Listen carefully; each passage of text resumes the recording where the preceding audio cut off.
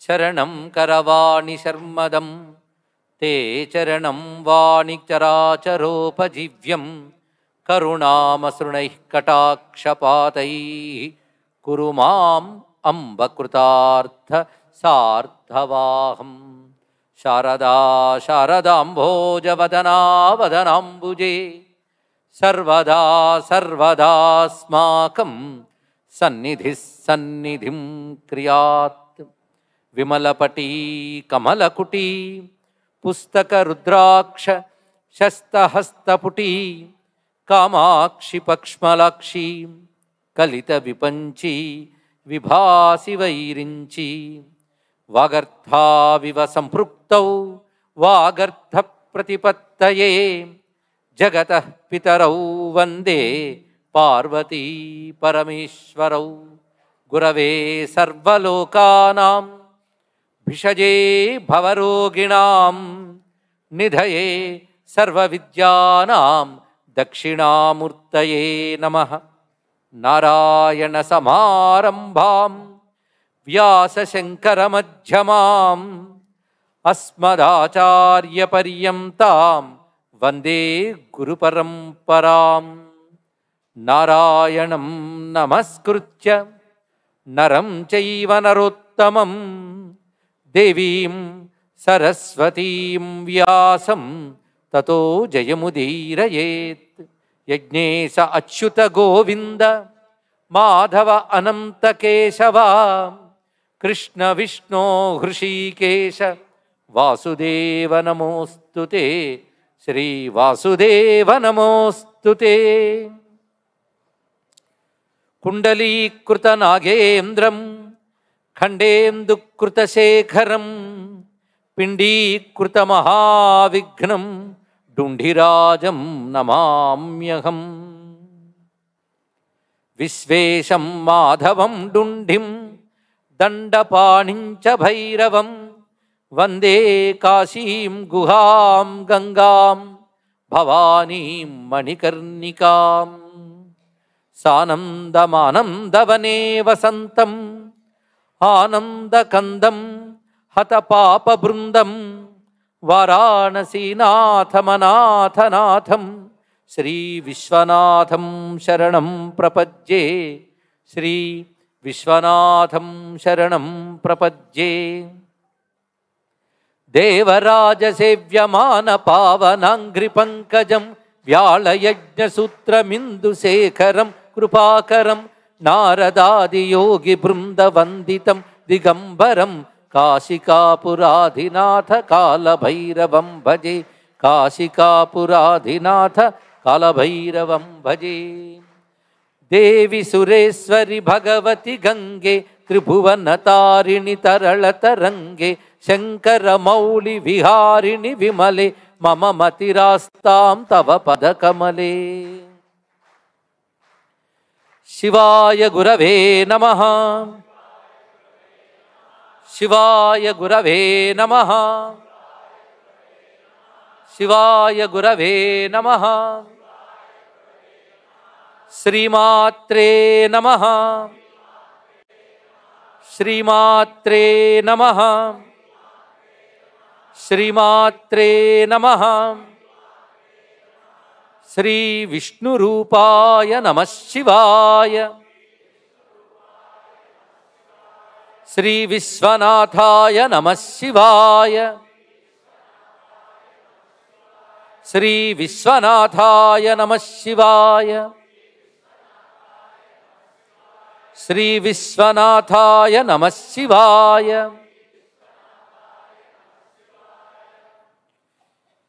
శ్రీ భగవతే రుద్రాయ నమః. శ్రీ భగవతే రుద్రాయ నమః. శ్రీ భగవతే రుద్రాయ నమః. నమో మహద్భ్యో ఋషిభ్యో గురుభ్యో నమః. త్రయస్త్రింశత్కోటిదేవతా సహిత గంగాన్నపూర్ణాంబికా విశాలాక్షి సమేత శ్రీ కాశీ విశ్వేశ్వర మహాజ్యోతిర్లింగాయ నమః.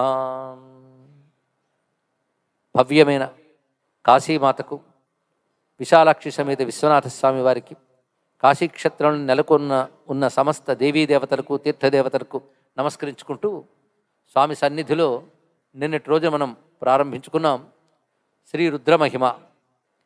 ఇందులో విశేషించి రుద్రం అనే శబ్దం గురించి ప్రస్తావన చేస్తూ ఘోరం, అఘోరం, శివం అనబడేటువంటి 3 విషయాలు నిన్న మనం ప్రారంభించుకున్నాం. అందులో ఇక్కడ జరుగుతున్నటువంటిది విశ్వనాథుని యొక్క సామ్రాజ్య పట్టాభిషేకం. ఆ మాట చూస్తూ ఉంటేనే ఒళ్ళు పులకించిందండి. ఎవరి సామ్రాజ్యంలో ఎవరికి పట్టాభిషేకం చేస్తున్నాం? విశ్వనాథుడి సామ్రాజ్యమైన విశ్వానికి ఆయన్నే మనం పట్టాభిషేకం చేస్తున్నామంటే కొత్తగా చెయ్యాలా?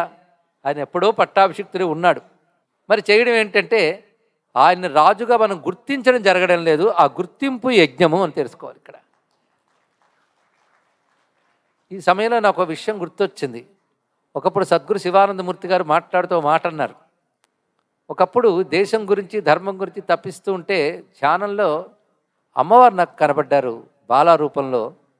అమ్మా, నా దేశం ఏమవుతుంది, నా దేశం ధర్మం ఎలా రక్షింపబడతాయంటే నీ ధర్మానికి రాజేడురా అని అడిగిందిట ఆ తల్లి. అంటే రక్షకుడిగా ఎవడున్నాడు, పాలించేవాడు ఎవడున్నాడు, ధర్మానికి ప్రభు అంటూ ఉన్నాడా రక్షించడానికి అన్నది అమ్మవారు. ఇది ఆలోచించవలసిన అంశమే అండి. ఎందుకంటే ప్రతి వారికి వారి ధర్మాలకు దేశాలు ఉన్నాయి.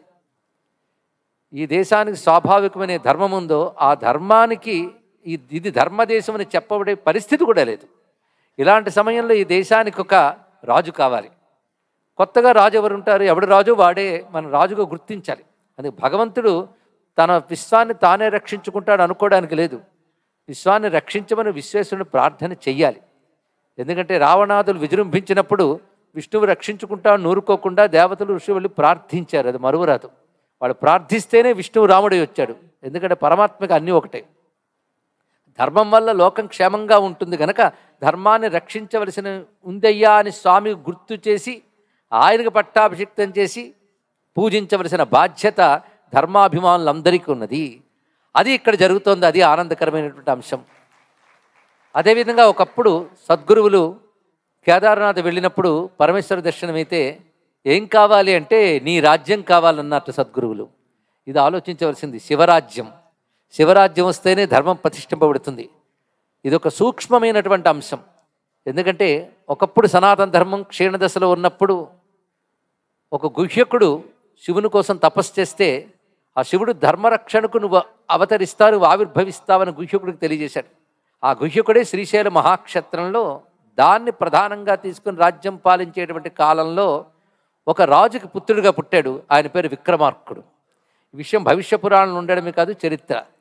ఆ విక్రమార్కుడు తర్వాత ఉజ్జయిని అవంతి నగర సామ్రాజ్యం అధిపతిగా ఉంటూ అఖండ భారతదేశాన్ని పరిపాలించాడు.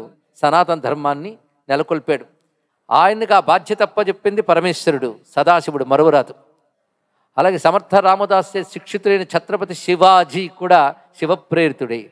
అందుకే శివానుగ్రహం వల్ల మళ్ళీ సనాతన ధర్మంతో కూడిన భారతదేశం వర్ధిల్లాలి. సనాతన ధర్మానికి విజయం సిద్ధించాలి. సనాతన ధర్మంతో పాలించే వారికి జయం కలగాలి. సనాతన ధర్మం ఈ దేశాన్ని పాలించాలి అంటూ విశ్వేశ్వరుడికి ఈ కార్తీక మాసంలో ఈ కాశీక్షేత్రంలో మనం ప్రార్థన చేస్తూ పట్టాభిషేకం చేసుకుంటున్నాం. ఎందుకంటే ఆయన రుద్రుడు. రుద్ర అనే శబ్దమే పరమేశ్వర అనే భావాన్ని మనకు తెలియజేస్తున్నది. నిన్న మనం చెప్పుకున్న మొత్తం సారం ఒక్క మాటలో గుర్తుపెట్టుకోవాలంటే ఘోరం, అఘోరం, శివం. ఇందులో మొత్తం ఉన్నదండి. రుద్రుడు అనగా ఘోర, అఘోర, శివ అనబడే తత్వమే రుద్రుడు. రుద్ర శబ్దానికి ఘోరార్థం మనం చెప్పుకున్నాం. ఘోరార్థం అంటే ఏడిపించువాడు అని అర్థం. ఇక అఘోరార్థం ఏమిటంటే ఏడుపును పోగొట్టువాడు. దుఃఖము, సుఖము ఈ రెండూ కలిగించేవాడవాడు వాడు పరమేశ్వరుడు. పరమేశ్వరుడికి ఒక మాట ఉన్నది, కర్మఫల ప్రదాత. పరమేశ్వరుడు పని ఏమిటయ్యా అంటే కర్మఫల ప్రదాత. కర్మలు తమంత తాము ఫలం ఇవ్వలేవు. ఎందుకంటే కర్మ జడం. నువ్వు చేసిన కర్మను తెలుసుకుని ఫలమిచ్చే ఒక చైతన్య స్వరూపం ఉంది. ఆ చైతన్యమే ఈశ్వరుడు. అంటే కర్మే గొప్పది అని కర్మ మీమాంసకులని ఉత్తర మీమాంసకులు ఎలా ఖండించారంటే జడమైన కర్మ ఏం ఫలం ఇస్తుందయ్యా? నా కర్మను తెలుసుకుని ఫలమిచ్చే చైతన్య స్వరూపుని ఈశ్వరుడు ఉన్నాడు. అందుకే ఈశ్వరుని శరణు వేడాలి అని తెలియజేశారు. ఈ మాటను రమణుల వారు కూడా కర్మ కిం ఫలం కర్మ తజ్జడం అన్నారు ఇక్కడ. అందువల్ల కర్మ ఫలప్రదాత ఈశ్వరుడు. కర్మఫలములు 2 విధాలుగా ఉంటాయి. పుణ్యానికి ఫలం సుఖం, పాపానికి ఫలం దుఃఖం. నువ్వేం చేసావో నువ్వే మర్చిపోతావు. గుర్తుపెట్టుకుని ఒక వ్యవస్థ ఉన్నది. అది పరమేశ్వరుడు కాలరూపుడి ప్రతిదాన్ని గమనిస్తూ ఆ ఫలాన్ని ఇస్తూ ఉంటాడు. అందుకే ఒకరికి దుఃఖము ఒకరు సుఖము భగవంతుడు ఇస్తున్నా అంటే వైషమ్య నైర్ఘుణ్యములు ఆయనకి లేవు అని బాదరాయణ బ్రహ్మసూత్రంలో కూడా చెప్పారు. వైషమ్యము అంటే వీడు ఎక్కువ వీడు తక్కువ అని భగవంతుడు డిసైడ్ చేయడు. అలాగే అవతల వాడు దుఃఖపడుతున్నా భగవంతుడు దుఃఖఫలం ఇచ్చాడా అంటే ఆయనకి కాఠిన్యము అనేది లేదు.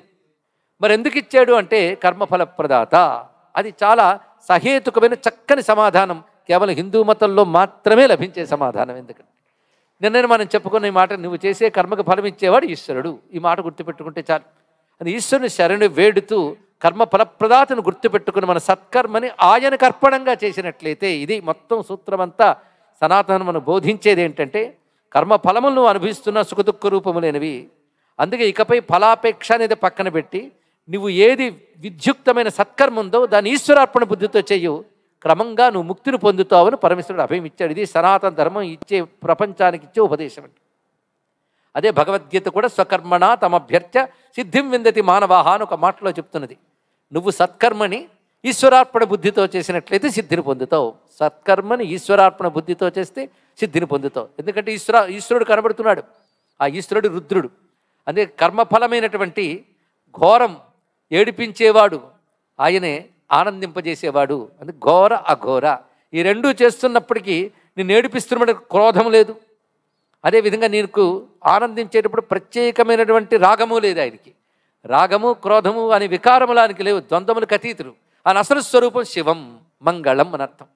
కనుక దుఃఖింపజేసేవాడు ఆయనే, సుఖింపజేసేవాడు ఆయనే, సుఖదుఖాలకు అతీతమైన ఆనందం అనే కైవల్యాన్ని ఇచ్చేవాడు ఆయనే. మూడు విధాలుగా మనం ఇప్పుడు తెలుసుకున్నాం.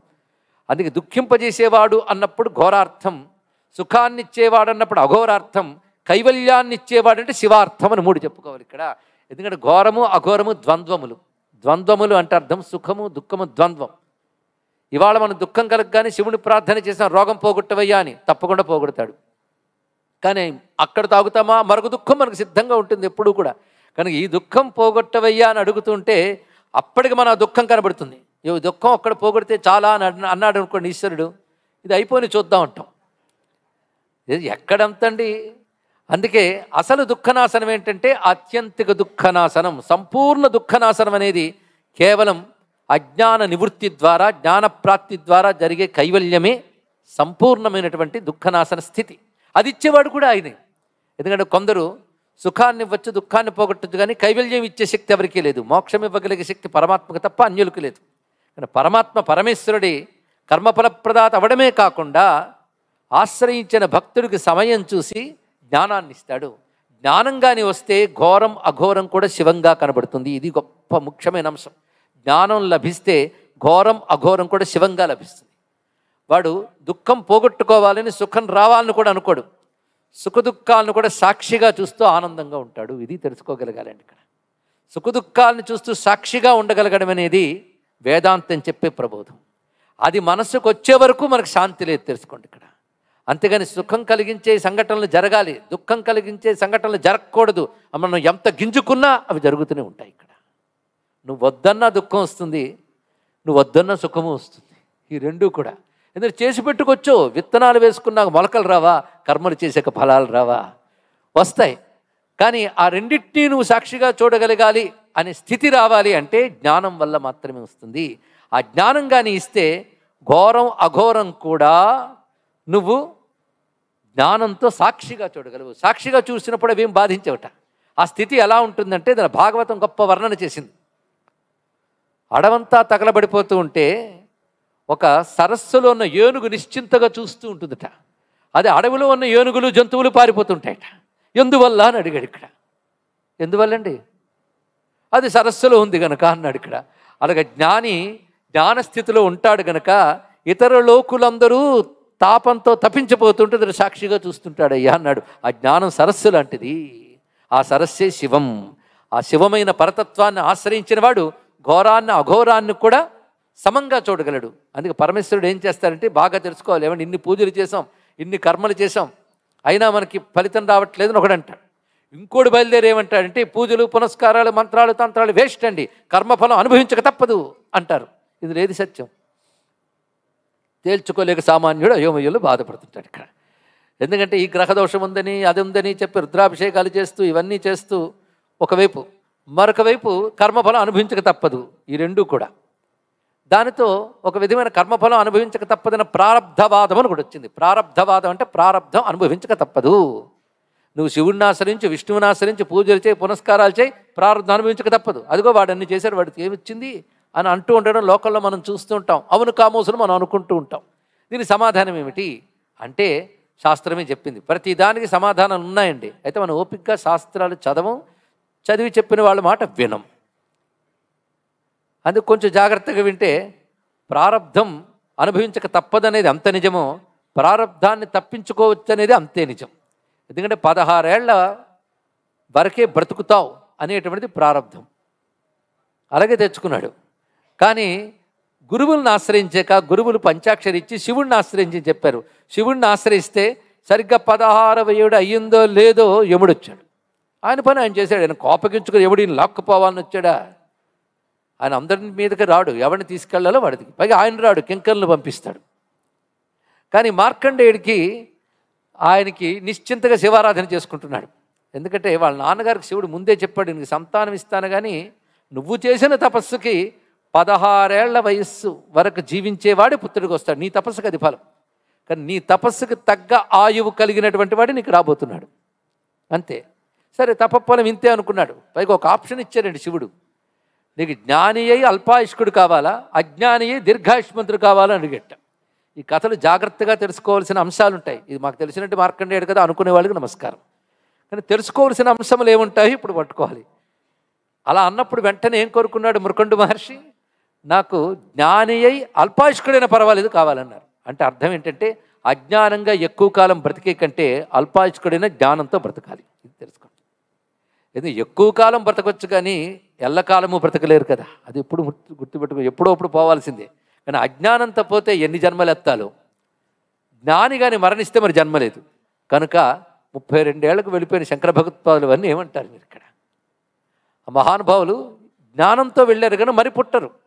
పైగా మనల్ని మరి పుట్టకుండా చేయడం కోసం పుట్టిన వాళ్ళ గురించి ఇంకేం చెప్పేది ఇక్కడ? అటువంటి మహానుభావులు. కనుకనే మృకండ మహర్షి తెలివిగా కోరుకున్నాక మరొక తెలివి ఉపయోగించాడు. ఎవరైనా తమ ఇంటికి వస్తే మహర్షులకు దండం పెట్టమని చెప్పేవట.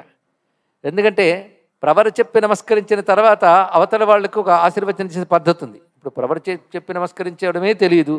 అలా నమస్కరించిన వాళ్ళని ఎలా ఆశీర్వదించాలో పద్ధతి ఉందని దీర్ఘాయుష్మాన్ భవ అనాలి. అలా ఎవడైనా అంటే మహర్షుల తపఫలం ఉంటుంది. నా తపఫలం అతను 16 ఏళ్ళ ఆయువు వచ్చింది, అతని ప్రారంధం కూడా. ఇంకెవడో మహర్షి నోటంట వస్తే వశ్యవాక్కులు గనక తప్పకుండా ఆయుష్ పెరుగుతుందేమో అని ఎవరింటికి వచ్చి నమస్కారం పెట్టించడం మొదలుపెట్టాడు ఆయన. అది పెద్దలకి నమస్కరింపజేయడం అనే అలవాటు పెద్దలు పిల్లలకి చేయాలని కూడా తెలుస్తున్నది. అలా చేస్తూ ఉంటే ఏ ఒక్కడు కూడా ఆయన నమస్కరించేటప్పటికల్లా వాళ్ళ నోటు నుంచి జ్ఞానవాన్ భవ లేదా శివభక్తి సిద్ధిరస్తు ఇలాంటి వరణమే తప్ప ఎవడు దీర్ఘాయుష్మాన్ భవం లేదండి. అంటే వీడికి రాతలో ఉంటే మాట వస్తుందో, మాట వల్ల రాత వస్తుందో తెలియదు కానీ ఎవడు అనలేదు ఇక్కడ. ఇలా బహుకాలం జరిగిపోతుంది. కానీ తండ్రి ఏం చేశాడంటే, నాయన అనుష్ఠాన బలం పెంచుకో, త్రికాల సంధ్యావందనం చక్కగా చేసుకో, శివార్చన చేసుకో అంటూ చెప్పాడు. ఎందుకంటే ఇక్కడ ఒక మాట శంకర విజయంలో విద్యారణుల వారు కూడా చెప్తారండి. సుధియార్జిత అని అన్నాడు ఇక్కడ. నిజానికి 8 ఏళ్ల ఆయువే తెచ్చుకున్నప్పటికీ ఈయన తన యొక్క సద్బుద్ధి వల్ల మరికొంత ఆయువు పెంచుకున్నాడు అంటారు మహర్షులు ఆర్యాంబతో అంటే శంకరుల యొక్క తల్లితో 8 ఏళ్ల ప్రాయంలో చెప్తారు. అంటే మనకు ఆయువు ఎంత రాసి పెట్టున్నా మన ప్రవర్తనలో ధార్మికత ఉన్నట్లయితే ఆయువు పెరిగే అవకాశం ఉంది. ఇది గుర్తుపెట్టు. అందుకే ధార్మికుడు భయపడక్కర్లేదు. దానికే మరొకటి ఉన్నది, నీకు దీర్ఘాయువు రాసి పెట్టి ఉన్నా నీ ప్రవర్తనలో అధర్మం ఉంటే అది కూడా తగ్గే అవకాశం ఉంది. ఇది తెలుసుకోవాలి ఇక్కడ. దానికి వెంటనే పక్కన అన్వయం వస్తుంది కదా. అందుకే మహానుభావుడు తండ్రి నేర్పిన సత్ప్రవర్తన వల్ల అనుష్ఠాన బలం వల్ల ఈ నిబ్బరంగానే ఉన్నాడు. తల్లిదండ్రులకి ఎంత కాదన్నా 16 పెట్టి వస్తుంది కొంచెం భయం ఏర్పడింది. ఈ సమయంలో వారి ఇంటికి సప్తర్షులు వచ్చారండి నారదులతో పాటు. వచ్చినప్పుడు ఈ నమస్కారం చేశాడు. చేసిన వెంటనే వాళ్ళందరూ దీర్ఘాయుష్మాన్ భవ అన్నట్ట. ఇది ఆశ్చర్యం. ఎందుకలా అన్నారో అక్కడే ఇలాంటప్పుడు మహర్షుల వాక్కులు ఉంటాయే, వాళ్ళు వాచమర్థోనుధావతి అన్నట్లుగా అర్థం వాగనువర్తతే అని 2 మాటలు ఉన్నాయి ఇక్కడ. వాళ్ళకి అర్థం వాగనువర్తతే. ఋషులకి ఋషీణాం పునరాజ్యానాం అర్థం వాగనువర్తతే. వాళ్ళు అంటే చాలు వాటిని అనుసరించి జరిగిపోతాయి. సప్తర్షులు దీర్ఘాయుష్మాన్ భవ చిరంజీవ అనగానే నారదుల వారు నవ్వారు. ఆయన నవ్వారంటే కొంచెం ఆలోచించాల్సి వచ్చింది. ఎందుకు నవ్వేవయ్యా అన్నారు. ఇక్కడ 16 ఏళ్ల ఆయువు ఉన్నవాడిని పట్టుకుని పైగా దగ్గరకు వచ్చేస్తుంది, అతన్ని మీరు అలా అనడం ఏమైనా బాగుందా అని. అయితే వెంటనే పిల్లవాడిని వాళ్ళు తీసుకెళ్ళిపెట్టు బ్రహ్మలోకానికి. చూడండి, తీసుకెళ్ళి బ్రహ్మదేవుడి దగ్గర పెట్టి నీ మాట అబద్ధం కాకుండా చూసుకో అన్నారు. అవును, బ్రహ్మదేవుడితో. తిరిగి ఆయన మీదకి ఎలా వచ్చిందంటే, నువ్వో మాట అన్నావు, ఋషుల వాక్యం ఎప్పుడూ అబద్ధం కాదని, అందుకే నీ మాట అబద్ధం కాకుండా చూసుకున్నారు. ఇక్కడ నేను ఎప్పుడన్నానంటే వేదంలో ఉంది వాక్యం. ఏం చేస్తాం, వేదం ఆయన ముఖాల నుంచి వచ్చింది. వెంటనే ఓహో దీని వెనకాల లేదో ఉంటుంది, ఊరికి నేరా దృష్టి నుంచి ఈ వాక్కు. వెంటనే బ్రహ్మదేవుడు ఒళ్ళో పెట్టుకుని శివమంత్రం ఉపదేశించి శివుణ్ణి ఆశ్రయించి మనం చెప్పాడు ఇక్కడ. ఎందుకంటే సర్వజీవులు కాలాధీనులు, అందులో సందేహం లేదు, బాగా గుర్తుపెట్టుకోండి. సర్వజీవులు కాలాధీనులు. నేను కూడా ఇలా కొనసాగిస్తుంటే కొంతసేపటికి మీరే చూపిస్తారు. కాలానికి అధీనులు మనందరం కూడా. ఎవరు? బ్రహ్మదేవుడి వరకు, పిపీలకాది బ్రహ్మపర్యంతం కాలానికి అధీనమే. కనుక జీవులు అంటే కాలాధీనులు. ఇదొక్క అర్థం చేసుకుంటే ఎవరు కాలబద్ధులు వాళ్ళందరూ జీవులు. అంటే వచ్చాడు అంటే పోతాడు, అదే కాలం. మరొకటి ఏంటి? కనుక ప్రతిదీ కూడా కాలబద్ధమే. ప్రతి సంఘటన, ప్రతి విషయం, ప్రతి వస్తువు కాలబద్ధమే. అయితే జీవులు కాలం అనే పాశం చేత బంధింపబడుతూ ఉంటే కాలం కూడా తనంత తన భయంకరంగా చేయదు, కర్మల కొద్దీ నడుపుతూ ఉంటుంది. కనుక కర్మల కొద్దీ జీవుల్ని నడిపించడానికి భగవంతుడు పెట్టుకున్న తాడు పేరు కాలం అండి. అది కాలపాశం అనే మాట వింటూ ఉంటాం. కానీ జీవులు అనగా కాలంలో క్రింద ఉన్నవాళ్ళు. జీవులకి పశువులు అని పేరు ఎందుకు వచ్చింది అయ్యా అంటే కర్మపాశముల చేత బంధింపబడుతూ కాలం చేత తిప్పబడుతున్నారు. కానీ కాలము, జీవులు ఈ రెండు ఎవరు అధీనంలో ఉన్నాయో వాడు కాలానికి అతీతుడు. ఆయన శాసిస్తే కాలం కూడా భయపడుతుంది. అందుకే కాలం తప్పదండి. ప్రతివాడు కాలధర్మం అన్న మాట ఉన్నది. కాలానికి తగ్గట్టు అందరూ వెళ్ళవలసిందే. కానీ కాలం ఎవడి ఆజ్ఞను అనుసరిస్తుందో వాడున్నాడు, వాడి పేరు ఈశ్వరుడు. కనుక జీవులు కాలము కూడా ఎవరి చేతిలో ఉన్నాయో వాడిని ఈశ్వరుడు అంటారు. ఇప్పుడు 3 విషయములు వచ్చాయి మనకి: జీవులు, కాలము, ఈశ్వరుడు. 3. అయితే జీవులు కాలము అన్నప్పుడు మధ్యలో ప్రకృతి కూడా ఉంది. ప్రకృతిలో భాగమే కాలము, జీవులు. అందుకని ప్రకృతిని విడిగా చెప్పలేదు. ప్రకృతిలో భాగమే కాలము, జీవులు కూడా. కానీ జీవులు కాలము కూడా ఎవడి చేతులు ఉన్నాయో వాడు ఈశ్వరుడు. ఆ జీవులనే పశువులని ఈ పాశంతో పట్టి నడుపుతున్నాను కనుక పశుపతి అన్నారు స్వామివారిని. కనుక రుద్రంలో పశుపతి, పశువునాం పతయే నమః. రుద్రం చెప్పకుండా కథ మొదలెట్టాడంటే రుద్రం కథే ఇప్పుడు చెప్తున్నది ఇక్కడ. ఇది ప్రధానం అన్నమాట. ఎందుకు ఈశ్వరుడిని ఆశ్రయించాలి అని చెప్తున్నది. కానీ రుద్రుడిని ఆశ్రయించయ్యా అని బ్రహ్మదేవుడు ఉపదేశించాడు. వీళ్ళ నాన్నగారు కూడా చిన్నప్పుడు చెప్పారండి. ఆయన చెప్పలే, బ్రహ్మదేవుడు చెప్పాడు. చూడండి, మంత్రోపదేశం కూడా సాధారణంగా మంత్రానుష్ఠానం చేసుకున్నవాడు శిష్యుడికి మంత్రం ఇస్తే ఫలిస్తుంది. కానీ మంత్రంలో సిద్ధి పొందినవాడు కానీ మంత్రోపదేశం చేస్తే ఇంకా ఫలిస్తుంది. ఇచ్చినవాడు సాక్షాత్ ఋషి స్వరూపుడైతే ఇంకా శక్తి పెరుగుతుంది. కానీ మంత్రానికి ఉపదేశించే గురువు బట్టి కూడా శక్తి పెరుగుతుంది. కానీ బ్రహ్మదేవుడు మళ్ళీ ఉపదేశించగానే ఇంకా అక్కడి నుంచి తదేక దీక్షగా రుద్రారాధన చేయడం మొదలుపెట్టాడు మహానుభావుడు మార్కండేయుడు. అప్పుడు యమకింకర్లు కూడా ఆయన దగ్గరికి రావడానికి భయపడ్డారు. మొదట వచ్చేది వాళ్లే. యముడి కథలు వస్తారండి, కింకరులు వచ్చారు. వచ్చినప్పుడు ఈయన చూసి భయపడ్డారట. ఎందుకు భయపడ్డారంటే ఇక్కడ మహన్యాసం గురించి తెలిసిన వాళ్ళు చాలామంది ఉండవచ్చు. అందులో న్యాసం చేసుకున్న తర్వాత ఒక మాట అంటారు, సర్వే జ్వలంతం పశ్యంతు మాం రక్షంతు అని. దాని ముందు ఏం చెప్తారంటే, ఇప్పటి వరకు చేసే న్యాసం వల్ల నా శరీరంలో రుద్రమంత్రములు న్యాసము చేయబడ్డాయి. న్యాసం అంటే ఉంచబడ్డాయి. రుద్రమంత్రములు శరీరంలో ఉండడం వల్ల శరీరము రౌద్రీకరణం. రౌద్రీకరణం అని ఒక మాట ఉంటుంది, దశాంగ రౌద్రీకరణం అంటారు. ఎందుకంటే రుద్రం చెప్పేటప్పుడు న్యాసం చెప్పాలి కదా. న్యాసాలు 2 రకాలు, లఘున్యాసం, మహన్యాసం. వీటి బోధాయనుడనే మహర్షి వేదము నుంచి స్వీకరించి ఏర్పాటు చేశాడు. బోధాయనుడు, అది మహన్యాసం అనే పద్ధతి వచ్చింది. ఇది రుద్రమంత్రాలే అందులో న్యాసం చేయబడతాయి. రుద్రుడికి సంబంధించిన వేదముల్లో ఇతర భాగాలు కూడా అందులో ఉన్నాయి. న్యాసం అనే మాట ఇక్కడ కొంతమంది మంత్రో ఉపదేశం పొంది జపం చేసుకున్న వాళ్ళకి తెలుస్తుంది. అంగన్యాసం, కరన్యాసం అంటూ ఉంటారు. ముందు కరన్యాసం, తర్వాత అంగన్యాసం. మంత్రాన్ని చేతిలోకి తీసుకుని మంత్రం చేత పూతమైనటువంటి చేతులతో శరీర అవయవాలంతా మంత్రశక్తిని నింపుకోవడం అనేటువంటిది. ఎందుకంటే ఎవరిని ఉపాసిస్తున్నామో వారిగా మారితే కానీ వారిని పూజించరాదు. ఇది బాగా తెలుసుకోండి. ఇక్కడ నా రుద్రో రుద్రమర్చయ్యత్, రుద్రుడు కానివాడు రుద్రుడిని పూజించరాదు. నువ్వు రుద్రుడు అయిపో అన్నాడు. నేను ఎలా అయిపోతానండి అంటే మంత్రమే దేవత కనుక మంత్రము చేత నీ శరీరం రుద్రమయమైతే నువ్వు రుద్రార్చనకు తగినవాడు అవుతావు. కానీ రౌద్రీకరణం అవగానే మన శరీరంలో రుద్ర తేజస్సు వ్యాపిస్తుంది. దీనికి శాంభవ తేజస్సు అని మరొక పేరు. అందుకే ఈ శరీరం అంతా కూడా మంత్రమయమైపోయింది. ఇంతవరకు మాంసమయమైన దేహం ఇప్పుడు మంత్రమయమైపోయింది. ఇక్కడ ఆ మంత్రమయమైన ఈ దేహం ఒక్కసారి తేజస్సు ఎలా ఉంటుందంటే అది ఈ కంటికి కనబడదు, కానీ లోపల ఆ తేజస్సు ఎలా ఆవిర్భవిస్తుందో చెప్తూ మొత్తం నా శరీరం అంతా రుద్రమయమై ఉంది గనక సర్వభూతేషు అపరాజితో భవతి. ఏ భూతం అతన్ని ఏం చేయలేదు. భూతం అంటే ఈ కంటికి కనబడని శక్తులు, ఇది అర్థం. అందులో మంచి ఉంటాయి, చెడు ఉంటాయి, కానీ మన సూక్ష్మ ప్రపంచంలో ఎన్నో భూతములు ఉంటాయి. వాటి నుంచి బాధ లేకుండా ఉంటుందండి. రెండవది తతో భూత ప్రేత పిశాచ బ్రహ్మరాక్షస బద్ధ యక్ష యమదూత శాకిని ఢాకిని సర్పశ్వాపద అక్కడ చెప్పే మంత్రాలు చాలామందికి గుర్తొచ్చుంటాయి. ఎందుకంటే మా అభిషేకాలు చేయించుకుంటా వ్రతాలు చేయించుకుంటాం, కానీ వాడు ఏం చదువుతున్నాడో పట్టించుకో. కొంచెం బుద్ధి అక్కడ పెడితే ఫలితం వస్తుందండి. ప్రవచనం దగ్గర నిద్రపోతున్నాడు, పూజల దగ్గర మంత్రాలు చెప్తున్నాడు, నిద్రపోతే ఎలా అండి? అయితే అక్కడ క్రియ ఉంటుంది కనుక నిద్రపో, ఇది వెయ్యడం అనేది ఉంటుంది కనుక. కానీ ఊరికైనా కూర్చునే మంత్రం చెప్తాడు, నిద్రపోతాం. అందుకే క్రియ పెట్టాడు మనకి. కానీ చేసేటప్పుడు కొంచెం దృష్టి మీరు ఎక్కడ పెట్టారనుకోండి, జ్ఞానం వల్ల ఫలం ఇంకా గొప్పగా లభిస్తుంది. తెలుసుకోండి, ఇక్కడ ఎప్పుడైనా కర్మ తెలిసి చేస్తే ఫలం ఎక్కువ. అంతేగాని విశ్వనాథ మందిరానికి వచ్చి అభిషేకం చేస్తే పుణ్యం వస్తుందని చెప్పి టికెట్లు కట్టుకుని వెళ్ళిపోయాం అయిపోయింది అంటే లాభం లేదు. అర్థం తెలియాలి. అయితే అక్కడ అర్థం తెలుసుకుని చేసేటంత టైం ఉండదు కనుక మీరు ముందే అర్థం తెలుసుకుని అక్కడికి వెళ్ళండి చాలు. ఇక్కడ విశేషించి అర్థం ఎందుకు తెలుసుకోవాలంటే అనుభూతి కోసం తెలుసుకోవాలి. అర్థం అనుభూతి కోసం తెలుసుకోవాలి. ఇది ఎప్పుడు తెలుసుకోవాలి? అది అర్థం ఒక పాండిత్యం కోసమో తిరిగి ఇంకోటి చెప్పడానికి కోసమో కాదు, అర్థం అనుభూతి కోసమే, మరొకటి కాదు. ఇక్కడ కానీ వినేది అనుభూతి కోసం వినాలి, చెప్పేది అనుభూతి కోసం చెప్పాలి.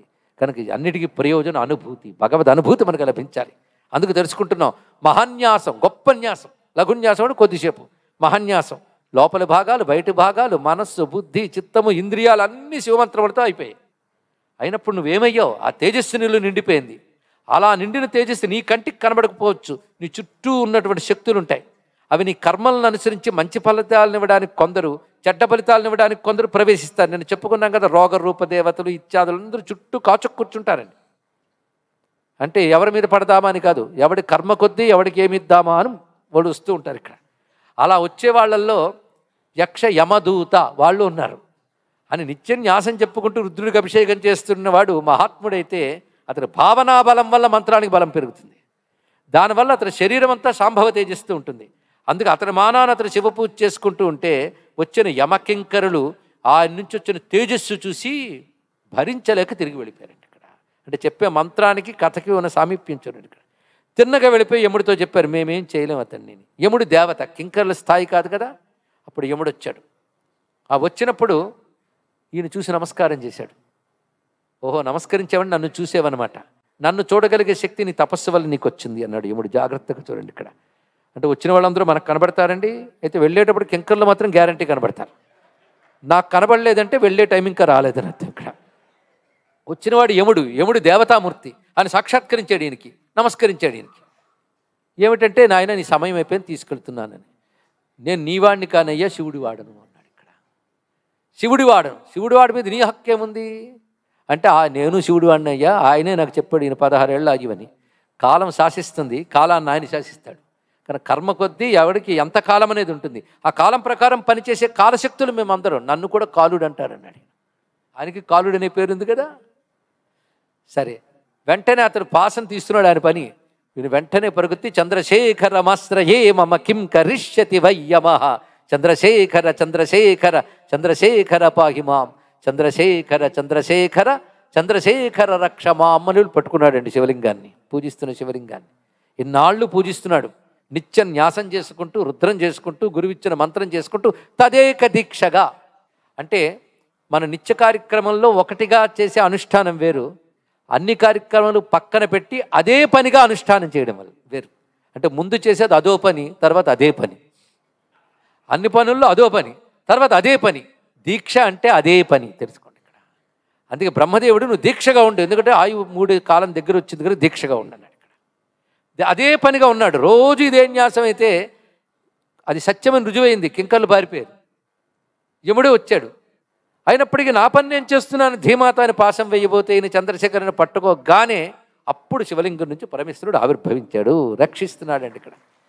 ఈ కథ మనకు తెలుస్తుంది, కాలాన్ని కూడా శాసించేవాడు పరమేశ్వరుడని. ఆ వచ్చినవాడు ఒక్కసారి రాగానే ఎలా వచ్చాడంటే, హరిహరవింద సూతి మునులష్ట దిశాపతులాదిగా వియచ్చరులిరు వంకలన్ కొలువ సీత వసుధాధర కన్యక ముద్దుకేలు తామర కడవేలు పట్టుకొని అన్నాడు ఇక్కడ. ఆయన వచ్చారంటే పెద్ద హడావిడండి. శివుడు వచ్చారంటే మహారాజు వస్తేనే అంత, ఎందుకంటే ఒక మంత్రి వస్తేనే నలుగురు చుట్టూ వచ్చి పక్కన గొడవలు చూస్తున్నాం ఇక్కడ. ఆయన విశ్వైకనాథుడు, ఆయన విశ్వానికి ఒకే ప్రభు. ఆయన వస్తే ఎంత హడావిడంటే, హరి అరవింద సూతి మునులు అష్టదిశాపతులాదిగా వియచ్చరులు ఇరువంకలం కొలువ, వాళ్ళందరూ ఆయనతో పాటు వస్తుంటే ఈయన మాత్రం అంత కంగారుగా వస్తున్నప్పుడు కూడా ఎడమ చిటికిన వెళ్తే అమ్మవారి చేయి పట్టుకొచ్చాడు. ఎంత విడిచిపెట్టకుండా వచ్చాడు, అంత హడావిడిలో కూడా. చూడండి ఇక్కడ వచ్చినవాడు ఏం చేశాడంటే, ఎడం పాదం ఎత్తి ఒక్క తాపుతున్నాడు యముణ్ణి. అంతకంటే ముందు ఏం చేశాడయ్యా అంటే, మార్కండేయుడు శిరస్సు మీద చెయ్యి వేసేటండి. కుడి చేతితో మార్కండేయుడు శిరస్సు మీద చెయ్యి వేయగానే అప్పుడు ఎడం పాదంతో తన్నట్ట. ఎందుకు ముందు తల మీద చెయ్యి వేసాడని ఒక అర్థం ఉంది. అది రుద్రం. ఏమిటంటే, అధ్యవోచత్ అధివక్త ప్రథమో దైవ్యో భిషక్, అక్కడ ఉన్నదండి ఇది. అక్కడ అంటే అధివక్త అన్నారు ఇక్కడ. అధివక్త అంటే పక్షపాత వచనములు పలుకువాడు, ఇది ఆయనకి. అంటే ఈ కథకి రుద్రానికి ఎంత అనుబంధం చెప్పండి. భక్తులను అనుగ్రహించిన లీలలన్నీ రుద్రమహిమలే, ఒకటే మాట ఇక్కడ. అని అనుగ్రహించాడు ఇక్కడ. అధివక్త అంటే పక్షపాత వచనం. పక్షపాతం అంటే ఏంటండి, ఎవడినో ఒకడు పట్టుకున్నాడు. మనం ఇక్కడ చూస్తుంటే ఈ ప్రాంగణంలోనే రుద్రులు కనబడుతుంటారు కాశీనంట. ఎవడో ఒకడు పట్టుకుంటాడు, వీడు ఆగిపోతాడు, ఇంకోటి వచ్చి వీడు మనవాడే వదిలే అంటాడు, వాడు పక్కన వదిలి వీడు లోపలికి. చూస్తున్నాం కదా, అదండి పక్షపాతం వచ్చిన వాడు. వీడు నావాడే అనడం. వీడు నావాడే అనగానే నీవాడైతే మాత్రం ఎందుకు వదలాలని వాడు కూడా ఉంటాడు అక్కడ. అంటే అథారిటీ బట్టి ఉంటుంది, అవునా లేదా? ఎవడో ఒక టిక్కెట్లు ఇచ్చేవాడు నావాడే వదిలే అంటే నువ్వు చెప్తే నేను విన్నయ్యా అంటాడు, అవునా లేదా? అదే ఒక ఇంకెవడో పెద్దవాడు చెప్పారంటే వదిలేస్తాడు ఇక్కడ. కానీ వీడు నావాడన్నంత మాత్రం వదిలేయాలా? శివుడు అంటే మాత్రం వదిలేయాల్సింది ఇక్కడ.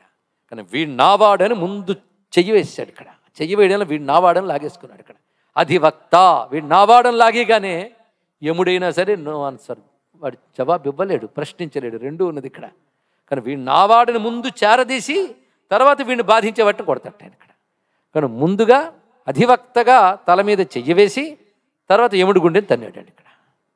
అలాంటి శివుడు ఇవాళ నా పక్షం మాట్లాడుగాక అని ప్రార్థిస్తున్నాడు ఈ మంత్రాలు. అధ్యవోచత్, ఇవాళ నా పక్షముగా మాట్లాడుగాక. నీ పక్షం ఎందుకు మాట్లాడంటే అలవాటు ఆయనకు ఉందయ్యా అని అధివక్త అన్నారు ఇక్కడ. ఈ అలవాటు మా తరపున వకాల్తా పుచ్చుకున్నవాడు మా కోసం, పైగా వాదించక్కర్లే. వీడు నావాడు అంటే చాలు, వాడు చిత్తం అండి. అందుకు నువ్వే చెప్పావు కదయ్యా నాకు 16 ఏళ్ళకి తీసుకెళ్ళమని అని వాదించడానికి వీల్లేదు. నేనే చెప్పానుగా, ఇప్పుడు నేనే చెప్తున్నాను వెళ్ళి అంటాడు ఇక్కడ. అందుకు ఆయన చెప్పిన తర్వాత ఈశ్వర శాసనం, అది సర్వతంత్ర స్వతంత్రుడు. ఎందుకు ఇలా చేసావు అని ఆయన దగ్గర తర్కించడానికి లేదు. ఎవరి దగ్గర తర్కించవచ్చు కానీ ఆయన దగ్గర తర్కం లేదు. ఆయన చెప్పాడంటే చెప్పాడు అంతే ఇక్కడ. ఎందుకయ్యా అంటే దైవ్య ప్రథమ, అక్కడ మంత్రంలో చెప్పాడు ఇక్కడ. ప్రథమ దైవ్య, 2 మాట ఇక్కడ. ఆయన ప్రథముడు, ఈ దేవతల కంటే మొదటున్నాడు కనుక ఆయన తర్వాత వీళ్ళు ఆయన వల్ల వచ్చి ఆయన ఇచ్చిన శక్తితో పనిచేస్తున్నారు కనుక దేవతలకు కూడా ప్రథముడు. దీనికి మళ్ళీ వేద ప్రమాణం చూపించారు. యో దేవానాం ప్రథమ పురస్తాత్, ఉపనిషద్వచనం. ఎవడు దేవతల కంటే ప్రథమంగా ఉన్నాడో వాడు. అందుకే తం దేవతానాం పరమంచ దైవతం త్వమీశ్వరాణం పరమం మహేశ్వరం. ఇప్పుడు చెప్పిన 2 కూడా 2 ఉపనిషత్తుల్లో వాక్యాలు. త్వమీశ్వరాణం పరమం మహేశ్వరం, నువ్వు ఈశ్వరులకు ఈశ్వరుడు కనుక నేను మహేశ్వరుడు అన్నారయ్యా అన్న. రుద్రుడికున్న మరొక పేరు మహేశ్వర అని. ఎందుకంటే యముడు కూడా ఈశ్వరుడే. ఈశ్వరుడు అంటే ప్రభువు, పాలకుడు. దేనికి పాలకుడు? యమలోకానికి ప్రభువు. ఆయన శాసనం అక్కడ చెల్లిందంతే. కానీ ప్రతి లోకానికి ఒక ఈశ్వరుడు ఉంటాడు. ఆ లోకంలో వాడు ఈశ్వరుడు, ఇంకో లోకంలో వాడు చెల్లడు. ఒక దేశంలో కరెన్సీ మరొక దేశంలో చెల్లదు. అలాగే ఒక దేశంలో నాయకుడు ఇంకో దేశంలో అతిథి అవుతాడు తప్ప నాయకుడు కాలేడు కదా. అందుకే ప్రతి వాళ్ళు ఈశ్వరుడే. కానీ ఈశ్వరులకు కూడా ఈశ్వరుడైన వాడు ఆయన. అందుకే త్వమీశ్వరాణం పరమం మహేశ్వరం, ఈశ్వరులకు కూడా పరముడు కనుక నేను మహేశ్వరుడు అన్నారయ్యా. మరి దేవతలకు కూడా పరముడు కదా, అందుకే మహాదేవ అన్నారు నేను ఇక్కడ. ఎంత బాగుంది ఇక్కడ. అందుకే తం దేవతానాం పరమంచ దైవతం, దేవతలకు కూడా పరముడు గనక నిన్ను మహాదేవుడు అన్నారు. ఈశ్వరులకు కూడా గొప్పవాడు గనక నిన్ను మహేశ్వరుడు అన్నారు. ఈ 2 కారణం చేత నీ దగ్గర సమాధానం చెప్పలేదు. ప్రథమ దైవ్య, దైవ్య ఈ శబ్దం చాలా విశేషమండి. దైవ్య అంటే దేవానామపి అంతర్యామి అన్నారు ఇక్కడ. దేవతలకు కూడా అంతర్యామిగా ఎవడున్నాడు వాడు. అది దీనికి వాళ్ళు రుద్రంలో చివరికి రావాలి. దేవానాగం హృదయేభ్య వచ్చిందా లేదా? రుద్రంలో చివరి అనువాకంలో వస్తుంది. దేవానాం హృదయేభ్య, దేవతలకు హృదయములుగా ఉన్న రుద్రుడికి నమస్కారం. అక్కడ బహువచనంలో వస్తుంది సహస్రాని సహస్రసోయే రుద్ర. కానీ రుద్రంలో ప్రథమోనువాకంలో ఉన్న మంత్రం అధ్యవోచ అధివక్త. సహస్రం చివరికి వచ్చినప్పటికీ దేవానాగం హృదయేభ్య. అక్కడ దేవానాగం హృదయేభ్య అంటే అనేక రుద్రులను ఉద్దేశించి చెప్పారు. ప్రథమోనువాకంలో ఒక్క రుద్రుని ఉద్దేశిస్తూ దైవ్య అన్నారు. రెండు కలుపుకోవాలి. ఇక్కడ దేవతలకు ఆయన హృదయంలో ఉంటాడట. దేవతలకైనా అందరికీ హృదయంలో ఉంటాడు. ఆయనే ప్రేరేపిస్తాడు అందరికీ, ప్రేరకుడు. అంటే ఆ దేవత ఇక్కడికి రావాలన్నా ఆయన బుద్ధిని ప్రేరేపించి పంపినవాడు ఆయన. అంతేకాదు మీరు ఇవాళ ఇక్కడ ప్రవచనానికి రావాలన్నా ఆయనే ప్రేరేపించాడు. అదిగో నిద్రపోవాలన్నా ఆయనే ప్రేరణం. నేనేం చేయలేను. వాళ్ళ కర్మల కొద్దీ ఆయన ప్రేరేపిస్తాడు. దానికి ఏం చేస్తాం? అందరికీ ప్రేరకుడు అయినా. అందుకే ఈశ్వరుడు అంటేనే ప్రేరకుడు మరొక అర్థం, ఫలప్రదాత ఒక అర్థము, ప్రేరకుడైన మరొక అర్థం. రెండు అర్థాలు మనం చెప్పుకుంటున్నాం. ఇదం విష్ణుర్విచక్రమే త్రేధా నిదదే పదం విష్ణుర్విష్ణుర్విష్ణు.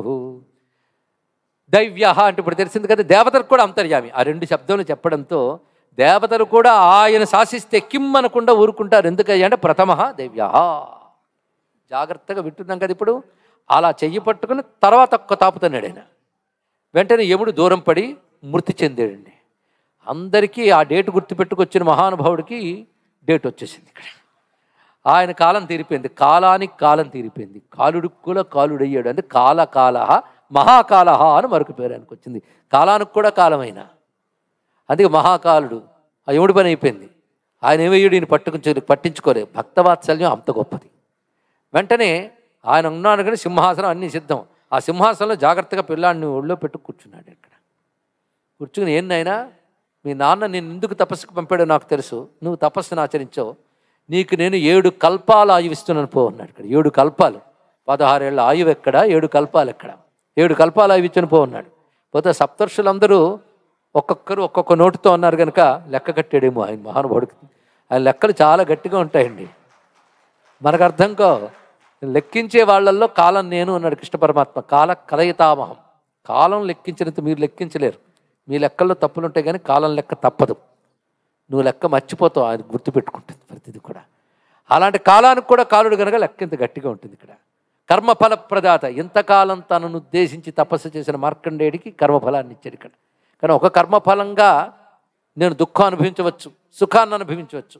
కానీ నిన్ను ఆశ్రయించి ఉపాసించిన కర్మ ఒకటి ఉంది కదా, దాని ఫలంగా అదంతా తొలగించవయ్యా అని ప్రార్థించారు ఇక్కడ. అది నమస్కరించడం కూడా కర్మేగా. అది చేశాడు ఆయన. దానికి గాను పరమేశ్వరుడు అనుగ్రహించి దీర్ఘాయువుని చేశాడు. అందుకే మార్కండేయుడంత ఆయుష్ అంటాం. ఆయన ఆయుష్ పుట్టుకతో తెచ్చుకోలే, తపస్సుతో తెచ్చుకున్నాడు. చూడండి ఇక్కడ. దీన్ని బట్టి ఏమిటంటే నీకు ప్రారంధం ఎలా ఉన్నా నువ్వు తపస్సుతో సవరించుకోవచ్చు. ఇది గుర్తుపెట్టుకోవాలి. అందుకే మనకు ఉపాయాలు చెప్పారు. అయితే ప్రారంధాన్ని తప్పించుకోగలిగినంత తపస్సు మనం చేస్తున్నామా? ఇది కూడా ఆలోచించాలి. దానికంత అంత తపస్సు ఉందా? ఏదో కొద్దిపాటు చేసి అంత రావాలంటే అలా వస్తుందయ్యా అంటే ఎంత చేస్తావో అంతే వస్తుంది. కనుక నీ సాధనలో బలం పెంచుకోవడమే నీ పని. అంతేగాని ఈశ్వరుని ప్రశ్నించడం కాదు. నీ సాధన బలంగా చేయి, ఈశ్వరానుగ్రహం తప్పకుంటుంది. సాధన కొద్దే సిద్ధి. అది బలంగా చేశాడు మహానుభావుడు. దాన్ని పరమేశ్వరుడు అనుగ్రహించాడు. ఈ కథ మనకి ఎన్ని చెప్తోందంటే, ఘోరమైన అఘోరమైన ఈశ్వరుని ఆశ్రయిస్తే శివం చేస్తాడు. అది తెలుసుకుంటే చాలు ఇక్కడ. అందుకే శివం అంటే శుభం, మంగళం. మంగళంగా మారుస్తున్నాడు ఆయన, శాంతిగా మారుస్తున్నాడు. దానికి ఇలాంటి ఒక ఉదాహరణ మనకు బాగా తెలుసు కనుక నేను మార్కండేయుడి కథ చెప్పానే తప్ప ఇలాంటి కథలు చాలా ఉన్నాయి పురాణాల్లో. ఇలాంటి కథ మరొకటి పురాణంలో మరొక కథ గోచరిస్తుంది. మరో మహానుభావుడు గురించి చెప్తాడు. ఇలాంటి కథే, సందేహం లేదు. ఆయన పేరు వైశ్వానరుడనే మహానుభావుడు గురించి. ఇదే కథ. అది చూసి ఇది రాశారు, ఇది చూసి అది రాశారు, రీసెర్చ్ స్కాలర్స్ రాసేస్తారు. మాకు తెలుసు. ఒకేలాంటి పనులు ఒకరిద్దరు చెయ్యరా? ఒకేలాంటి ఫలితం ఇద్దరు పొందరా? ఆ 2 కథలు ఒక ఋషి చెప్పడా? కనుక పురాణాల్లో ఒకేలా కనబడే కథలు చూసి మనంతరం మనం తీర్మానాలు చేయకూడదు. మొత్తానికి ఇలా ఎందరినో కాపాడాడు. ఇవన్నీ మనకి సాక్ష్యాలండి శివుడిని అడగడానికి. కనుక అధివక్త ప్రథమ దైవ్య.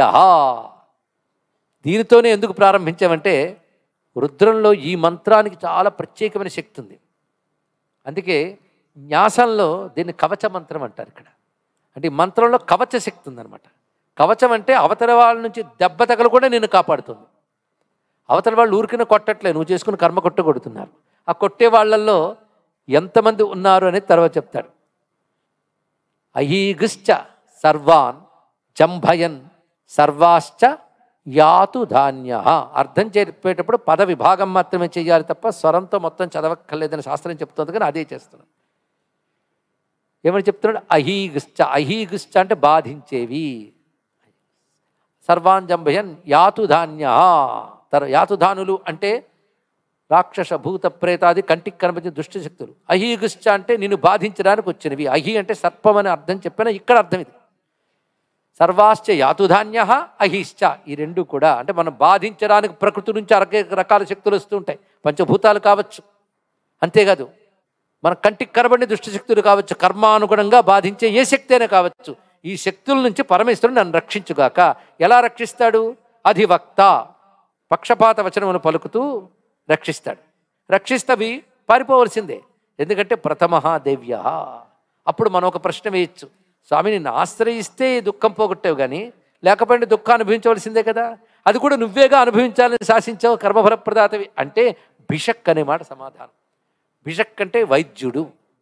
శివుడు వైద్యుడండి. అది వైద్యనాథ జ్యోతిర్లింగం కూడా ఉంది కదా, ఆయన వైద్యుడు. వైద్యుడి గురించి ఇక్కడ చెప్తూ శివపురాణంలో మాట చెప్పారు. ఆయనకి గొప్ప పేరుంది అయ్యా, సంసార వైద్య. గొప్ప పేరు, సంసార వైద్యుడు ఆయన. అంటే ప్రతి వాళ్ళకి ఆయన సుఖమో దుఃఖమో ఇస్తున్నాడు కదా. ఎందుకు ఇవ్వాలండి? దయామేడు కదా. అంటే డాక్టర్ గారు ఇంజక్షన్ ఎందుకు పడవాలి, సర్జరీ ఎందుకు చేయాలండి అని అడిగారు. ఇక్కడ డాక్టర్ గారు సరదా అండి, కత్తితో కోసేస్తా అంటాడా, లేదా సూత్తో పొడుస్తా అంటాడా? పైగా నువ్వు తినలేని మొర్రో అన్నా నువ్వు భరించలేని చేదు మందులు ఇస్తాడు. ఎందుకు ఇస్తాడు?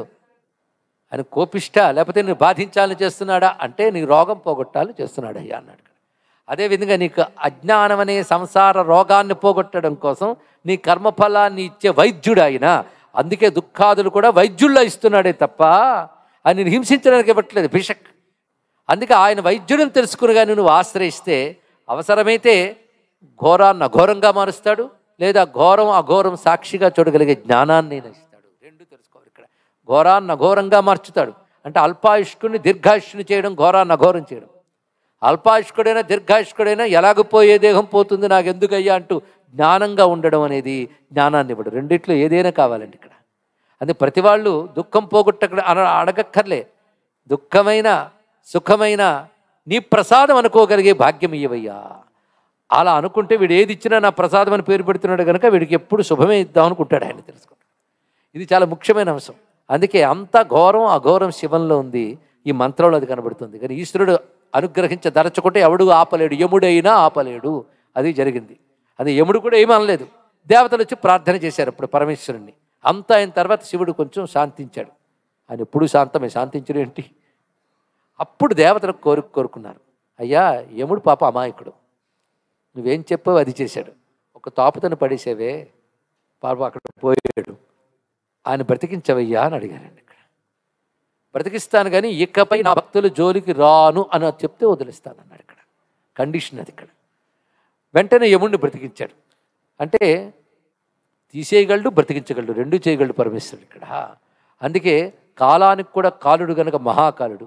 అందుకే పరమేశ్వరుని ఆశ్రయించిన వాడు నాకు ఏదో వస్తుందని భయపడక్కర్లేదు, ఆయన చూసుకుంటాడు.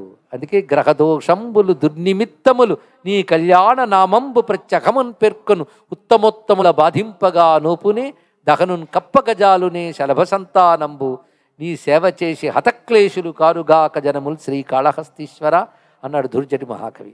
రుద్రానుగ్రహం అలా ఉంటుందండి ఇక్కడ. కనుక ఘోరము అఘోరము శివము ఎవడో వాడు రుద్రుడు. కనుక రుద్రుడు ఘోర రూపంగా తీవ్రంగా ఉంటాడు, అఘోర రూపంగా సౌమ్యంగా ఉంటాడు. ఈ రెండిటికి అతీతంగా శుద్ధ బ్రహ్మముగా శివముగా ఉంటాడు. ఈ మూడు కలిపి రుద్రతత్వంలో మనం చూడగలగాలి. కనుక రుద్ర అనగానే ఘోరాఘోర శివస్వరూప, ఇది అర్థం గ్రహించవలసినటువంటిది. అయితే ఘోరం అంటే తీవ్రం అనొక అర్థం అన్నది. సృష్టిలో తీవ్రము ఉంది, సౌమ్యము ఉంది, అవునా లేదా చెప్పండి. ఇప్పుడు చలి ఎలా ఉంది బయట? తీవ్రంగా ఉందా? ఇంకొక 3-4 రోజులు అవనియండి, తెలుస్తుంది. కాశీవాసులకు బాగా తెలుసు. అసలు భరించలేరు ఈ పాటి కూడా. అందుకే కాశీలు ఉందాం అనుకున్న వాళ్ళు కూడా చలి పెరిగేటప్పుడు మూటామూల్య సర్దుకుని మళ్ళీ దక్షిణాది వైపు వచ్చేస్తారు అక్కడి నుంచి. ఇంకా ఇప్పుడు మనకు కావాలనిపించేవాడు ఎవడు? సూర్యుడు. ఆ చలిలో ఎంత బాగున్నాడో సూర్యుడు వస్తే ఎంత బాగుందండి అంటాం. అప్పుడు ఘోరం చలి, అఘోరం సూర్యుడు. వేసవిలో రండి, సూర్యుడు ఘోరుడు, ఇంకో చలేమో అఘోరం. అవునా లేదా? ఇలా మీరు సృష్టిలో ఏది చూసినా రెండు కనబడతాయి. It is a philosophy, it is not a religion. ఇది తాత్వికత, మతం కాదు. కానీ తాత్వికత ఉన్న మతం హిందూ మతం, తెలుసుకోండి ఇక్కడ. అది ఈ మతంలో మాత్రమే గొప్పతనం. కనుక విన్నప్పుడు ఆవలించడం కాదు, ఆలోచించాలి. అప్పుడు అర్థం తెలుస్తుందండి. ఎలా జీవితాన్ని పరిశీలిస్తావు? జీవితం అంతా ఘోరాఘోరాలే. మీరు గతించిన జీవితం ఆలోచించుకున్న ఘోరము అఘోరమే దాటుకుంటూ రాలే. ఇంకా ఎన్నున్నాయో వస్తూ ఉంటే ఘోరం అఘోరం కెరటాల్లా. కానీ ఘోరం అఘోరం రెండు ఉన్నప్పటికీ కూడా శివం మరువరాదు. ఘోరం అఘోరం అనే ఫలమిచ్చే చేతులు శివుడివి. ఘోర ఫలమైన అఘోర ఫలం ఇచ్చేవాడు ఆ చేతులు శివుడివి. ఇప్పుడు ఇందాక చెప్పిన ఉపమానం ప్రకారంగా మీరు చూసే పంచభూతాలకి లక్షణం ఉంది. ఇందాక కాలంలో ఋతువుల లక్షణం చెప్పుకున్నాం, చలి వేడి. ఇందులో ఏది మంచిది అంటే ఏది నిర్ధారించగలరు? అవి అలాగుంటాయి. అయితే నువ్వు ఒక్కడు కోరుకోవాలి అవి అలాగుండని, కానీ నేను మాత్రం వాడికి బాధితుడిని కాకూడదు. ఇదే ప్రతివాడు కోరుకుంటాం. పంచభూతాలు అంతే కదండి. నిప్పు తగలెడుతుంది, అలాగని ఇంట్లో నిప్పు ఉండకూడదు అనుకుంటారా? కూడు ఉండదు. అవునా లేదా? నిప్పు అవసరమా లేదా? కానీ నిప్పు తగలెడుతుందిగా, అల్లవాడు నిప్పుల్లో కాలిపోయాడంటే అమ్మో నాకు నిప్పు భయం, నిప్పు వద్దంటారా? నిప్పు వద్దంటే నువ్వు ఉండవు. నీలో నిప్పు ఉంది, అది కూడా మరువురాదు. ఇక్కడ అన్నీ అంతే.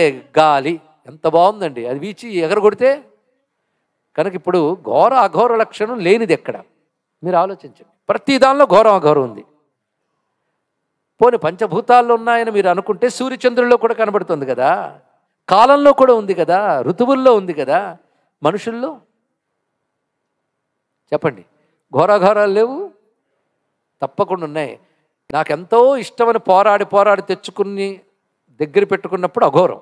కొద్ది రోజులు ఇక ఘోరంగా కనబడ్డ సందర్భాలు ఎన్ని లేవండి ఇక్కడ. ఎందుకురా బాబు అనుకుని. కానీ ఘోరాఘోరాలు కూడా మనుషుల్లో ఉన్నాయి. కానీ ప్రతి చోట ఘోరం అఘోరం ఉందనే ఉంది. మీరు పరిశీలించండి. ఇక్కడ ఘోరం అఘోరం ఉంటూనే ఉంటుంది. నువ్వేం చేస్తావు? అఘోరేభ్యో ఘోరేభ్యో ఘోరఘోరతరేభ్య అని నమస్కారం చేసుకో. ఘోరం అనుకో నమస్కారం, అఘోరం అనుకో నమస్కారం. అంతే. ఏం చేస్తావు? నువ్వేం చెయ్యగలవని. ఇదేంటంటే గట్టిగా కొట్టాలన్నా చేతికి శక్తి ఉండాలి, తల నిమరాలన్నా చేతికి శక్తి ఉండాలి ఇక్కడ. కనుక చేతికి కొట్టే శక్తి చేతిలో ఉంది, నిమిరే శక్తి చేతిలో ఉంది. ఏముంది? శక్తి ఉంది. కొట్టడం నిమరడం నీ కర్మ కొద్దీ వస్తుంది, అది తెలుసుకో ఇక్కడ. కానీ ఘోరమైన అఘోరమైన నీ కర్మ కొద్దీ వచ్చి పడతాయి.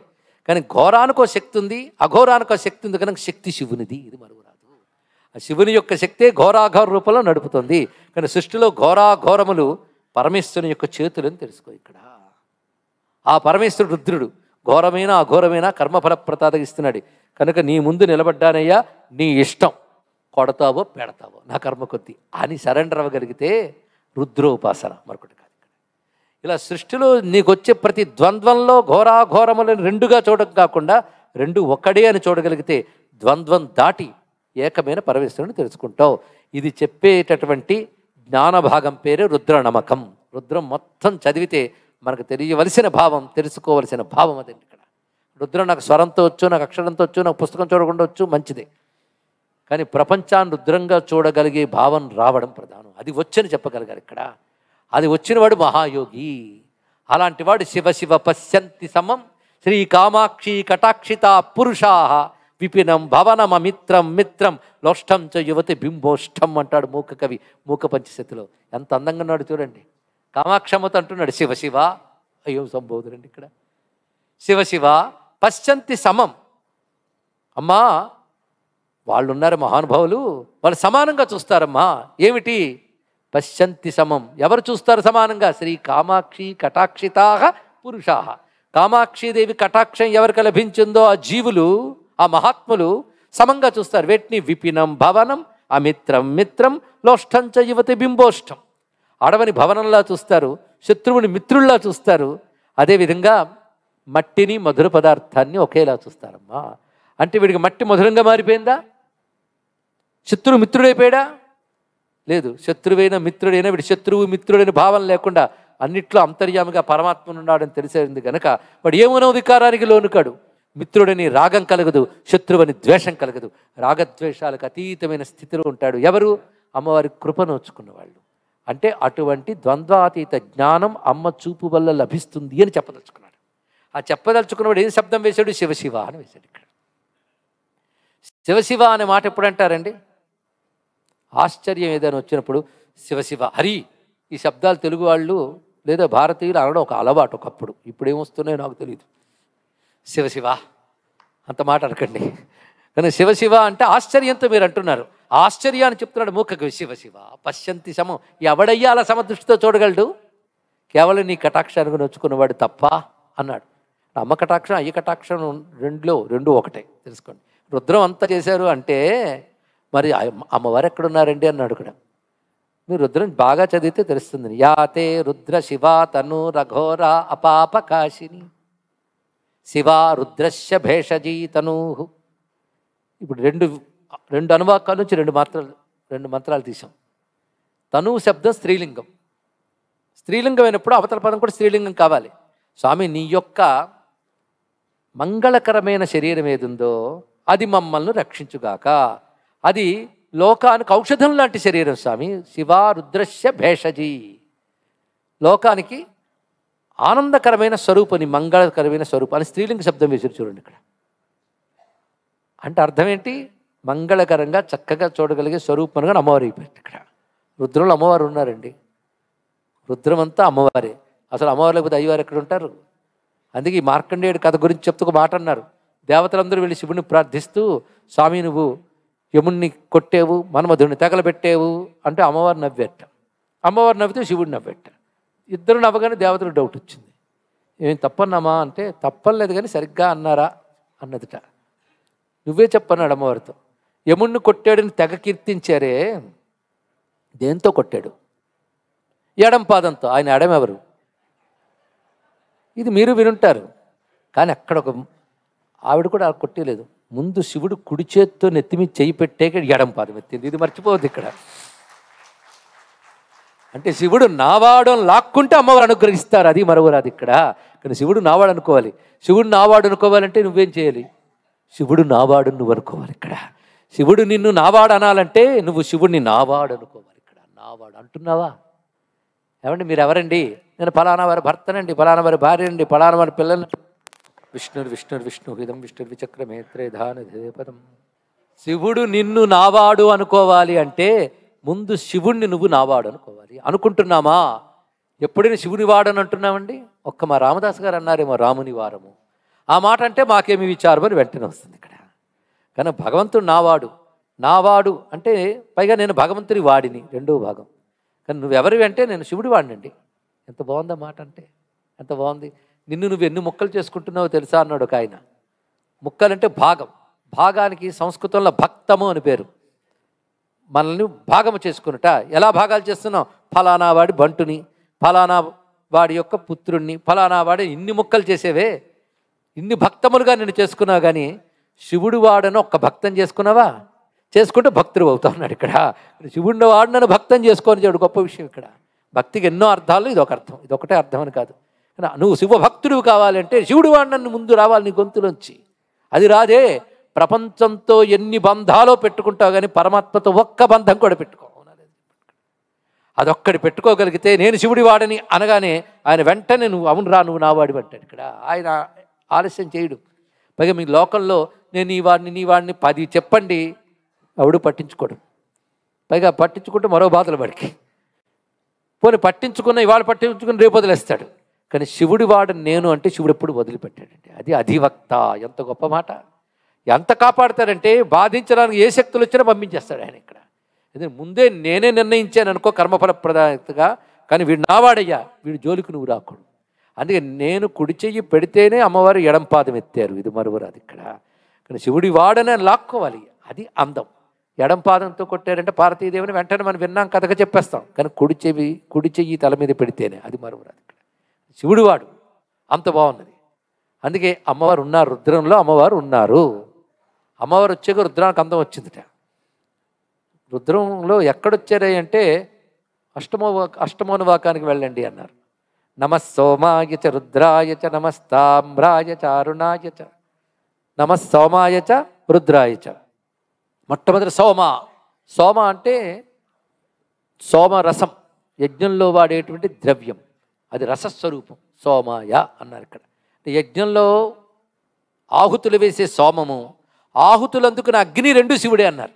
రుద్ర అంటే అగ్నిదేవుడు మరొక అర్థం. ఇప్పుడు ఇవాళ రుద్రానికి మరొక అర్థం చెప్తున్నాం. అగ్ని ఎలా చెప్తామంటే రుద్రో ఏష యదగ్ని అని వేదంలోను.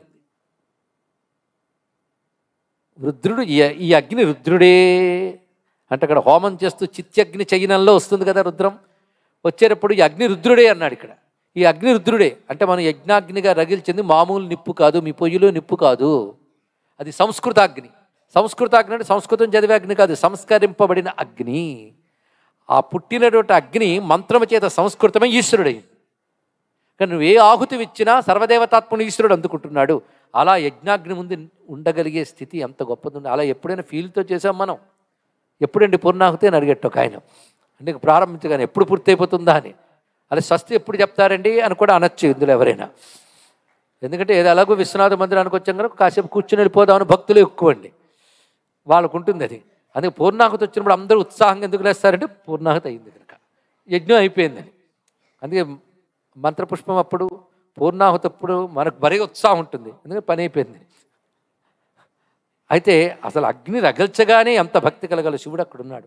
సంస్కరింపబడిన శివుడు, సంస్కరింపబడి అగ్ని, శివుడు ఎప్పుడు సంస్కృతినే కనుక అది అగ్నికి రుద్రుడని పేరు.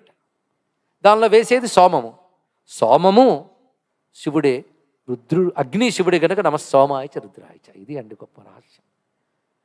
రుద్రుడు అగ్ని. అగ్ని అంటే సర్వదేవతాత్మకుడు. అగ్నిముఖావే దేవాహ, ఆయనకిస్తే అందరికి వెళుతుంది. ఇది మామూలు అగ్ని కాదు, పంచభూతాల్లో అగ్ని కాదు. ఇది పంచభూతాలు పుట్టక ముందే ఉన్నటువంటి అగ్ని. అగ్రే నియతి ఇది అగ్ని, అందరికంటే ముందున్నవాడు, లీడర్. ఆ అగ్ని అండి. అందుకే ఆ అగ్నినే నేను ఎప్పుడు నమస్కరిస్తాను. అగ్నిమీలే పురోహితం, ఋగ్వేదం ప్రథమ మంత్రం ఆయన్నే చెప్తుంది. అందుకే అటువంటి అగ్ని పరమేశ్వరుడుగా మనం నమస్కారం చేసుకుంటున్నాం. అగ్ని యందు ప్రయోగింపబడే సోమం కూడా అది. ఇది సోమం తయారైంది అగ్ని వల్ల. సోమము అగ్నిలోపడే అగ్ని జ్వలిస్తుంది. ఆ సోమము అగ్ని రెండు ఒకటే అని చెప్పారు ఇక్కడ. కానీ సోమం అమ్మవారి స్వరూపము, అగ్ని శివస్వరూపము. ఈ రెండు ఒకదానిలో ఒకటి ఉంటాయిట. ఉదాహరణకి నెయ్యి అగ్నిలో వేస్తారు, వేయడం వల్ల ఏమవుతుందండి? అగ్ని జ్వలిస్తుంది, అవునా లేదా? నెయ్యి ఎలా వచ్చింది? అగ్ని వల్లేగా. కనుక నేతిలో అగ్ని ఉందా లేదా? అగ్నిలో నెయ్యి ఉందా లేదా? కనుక సోమము అగ్ని కూడా రెండు కలిసే ఉంటాయి, అది లేకుండా ఏమీ లేదు. కానీ సోమ అమ్మవారు, అగ్ని రుద్రుడు, ఈ రెండు కలిపి అగ్ని సోమాత్మకం జగత్ అని ఒక మాట చెప్పారు ఇక్కడ. సృష్టి అంతా రెండిటితో ఉందిట, చలువ వేడి. ఈ చలువ స్వరూపాలను అమ్మవారివి, వేడి స్వరూపాలను అయ్యవారివి. ఈ రెండు అన్ని చోట్ల ఉన్నాయి. అన్ని చోట్ల అంటే ఇందాక నేను చెప్పినట్టు ఘోరము అఘోరము ఎలా అన్ని చోట్ల ఉన్నాయో అగ్నిశోమం అన్ని చోట్ల ఉంది. అంటే శివశక్త్యాత్మకంగా జగత్తంతటిని చూడు. కానీ రుద్రుడు ప్రతిదానిలోనూ అగ్నిశోమాత్మకంగా కూడా వ్యాపించిపోయాడు ఇక్కడ. అందుకే అగ్నిశోమతత్వం బాగా గుర్తుపెట్టుకోవాలి. ఒక్కొక్క సూత్రం లాంటి వాక్యాలు గుర్తుపెట్టుకున్నా రేపటి ప్రవచనం నాకు సులభం అవుతుంది. మేము ఆ మధ్యలో వచ్చిపోతామంటే నేనేం చెప్పలేను. ఒక సూత్రం ఉంటుందండి ప్రతిదానికి. అది యజ్ఞంలా ప్రవచనం ఆద్యంతం వినేవాడికి సంపూర్ణ ఫలం లభిస్తుంది ఇక్కడ. కానీ అగ్నిశోమాత్మకం జగత్ అంటే తెలిసింది కదా. కానీ అమ్మవారు సోమము, అయ్యవారు అగ్ని. అగ్నిశోమాత్మకం. ఇప్పుడు ఏది కావాలి? చలువు కావాలా, వేడి కావాలా? మీకు రెండు అవసరమే. ఏదైనా మనకు బాధించకుండా ఉంటే చాలు. సృష్టిలో రెండు లేనిది ఏదీ లేదండి. సృష్టి అంతా కేవలం ఒకటి ఉంటే ఏదీ లేదు, రెండు కలిసే ఉంటాయి. కనుక మొత్తం జగత్తు శివశక్త్యాత్మకం. శివశక్త్యాత్మక స్వరూపాన్ని మనం శివుడని, శక్తి అని అంటున్నాం. మళ్ళీ అమ్మవారంటే లోపల అయ్యవారు ఉన్నారు, అయ్యవారంటే లోపల అమ్మవారు ఉన్నారు. పక్క పక్కన కాదు, ఒకటిగా ఉన్నారు అని తెలుసుకోవడానికి అర్ధనారీశ్వర స్వరూపం కేవలం హిందూ మతంలో మాత్రమే కనబడే కాన్సెప్ట్ రుద్రుడు. అందుకే దరిద్ర నీలలోహిత, మళ్ళీ రుద్రంలో మరో మాట, ఎంత రుద్రమే. నీలలోహిత అని స్వామివారికి పేరు. మొట్టమొదట బ్రహ్మదేవుడికి కనబడ్డ స్వరూపం నీలలోహిత రూపంట. శివుడు రూపంతో కనబడ్డాడు. నీలలోహిత రుద్ర, నీలలోహిత. ఈ మాట బాగుంది కదా. లోహితం అంటే రోహితం, లోహితం కూడా ఎరుపు అని అర్థం అండి. నీలం, నీలం అంటే మీకు తెలిసినదే, నీలవర్ణం, లోహిత వర్ణం. నీలవర్ణం జలం, ఎరుపు రంగు అగ్ని. నీలలోహిత అంటే అగ్ని శోమాత్మకమైన స్వరూపము రుద్రుడు. నీలలోహిత అనే మాటకి ఎంత గొప్ప విశేషమైన అర్థం ఉంది. కానీ నమ సోమాయచ రుద్రాయచ. సోమం అంటే ఇంతవరకు రసస్వరూపం అన్నాం కదా. సోమ మరొక్కసారి ఆలోచించవయ్యా అన్నాడు. ఎలా ఆలోచించాలి అంటే సోమ అన్నప్పుడు సా ఉమా సోమ అన్నారు ఇక్కడ. ఉమా సహితుడైన శివుడు అన్నారు ఇక్కడ. అందుకే నమో హిరణ్యబాహవే హిరణ్య రూపాయ హిరణ్యపతయే అంబికాపతయే పశుపతయే, మంత్రం తెలిసిన వాళ్ళు ఉమాపతయే నమః. అక్కడండి వచ్చింది. ఉమా ఉపనిషత్తుల్లో కూడా ఉందయ్యా. కేనోపనిషత్తులు ఉమా శబ్దంతో అమ్మవారు ఉమా హైమవతి బహుశోభవాన అని ఉమా అక్కడ కూడా ఉంది ఉపనిషత్తుల్లో కూడా. ఉమా ఎంత గొప్ప మాట అండి. ఎందుకు ఇలా చెప్తున్నామంటే రుద్ర శబ్దం వాడినప్పుడు ఉమా శబ్దం వాడాలి.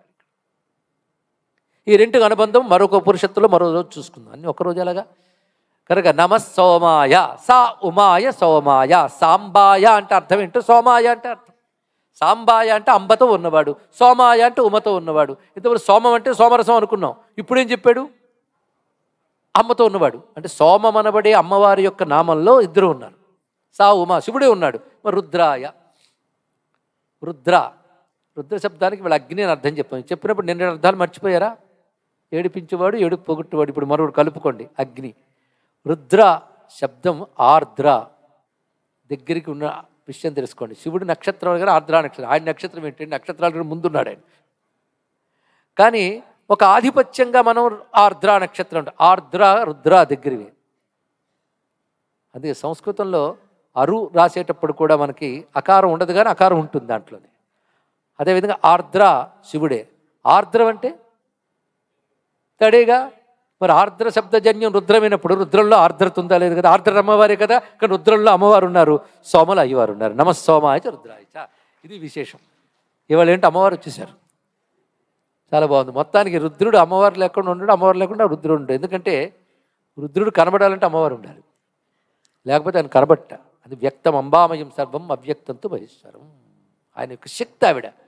శక్తితోనే ఆయన కనబడతారు. కనబడ్డాడంటే కనబడే శక్తి ఉంది కదా, ఆయనకి శక్తి ఉంది కదా. శక్తి అమ్మవారే కదా. రుద్రుడు అంటే అమ్మవారే. రుద్రమంతా అమ్మవారి స్వరూపమే, రుద్రమంతా అయ్యవారి స్వరూపే. ఇద్దరు స్వరూపంగా నమస్సోమాయచ రుద్రాయచ అని చెప్పుకున్నాం. అలాంటి రుద్రుడికి ఇవాళ శక్తి సహితుడిగా మనం నమస్కారం చేస్తూ ఆ రుద్రుని శక్తితోని విశ్వమంతా నడపబడుతున్నది. అలాంటి రుద్రుడికి ఉన్నటువంటి 2-3 అర్థాలు ఇవాళ అయిపోయాయి నిన్నటి వాటితో కలుపుకుంటే. ఇప్పుడు మరొక అర్థంలోకి వెళుతున్నాం. ఋతవు నాదాంతే ద్రవతి ద్రావయతీతి రుద్ర. ఇది మరొక అర్థం. చివరికి ఎన్ని చెప్పానో మీరు చెప్తే నాకు సంతోషం. నేను నెంబర్లు చెప్పను. ఋతవు ఋతం అనే మాటకి శబ్దము నాదము అని అర్థం ఉంది ఇక్కడ. ఋతవు నాద అంతే ద్రవతి ద్రావయతి. ద్రవతి అంటే కరుగువాడు కరిగించువాడు, ఇది అర్థం. కరిగేవాడు కరిగించేవాడు అంటే ఆయన కరిగిపోతాడు, మనల్ని కరిగిస్తాడు. గొప్ప భావం.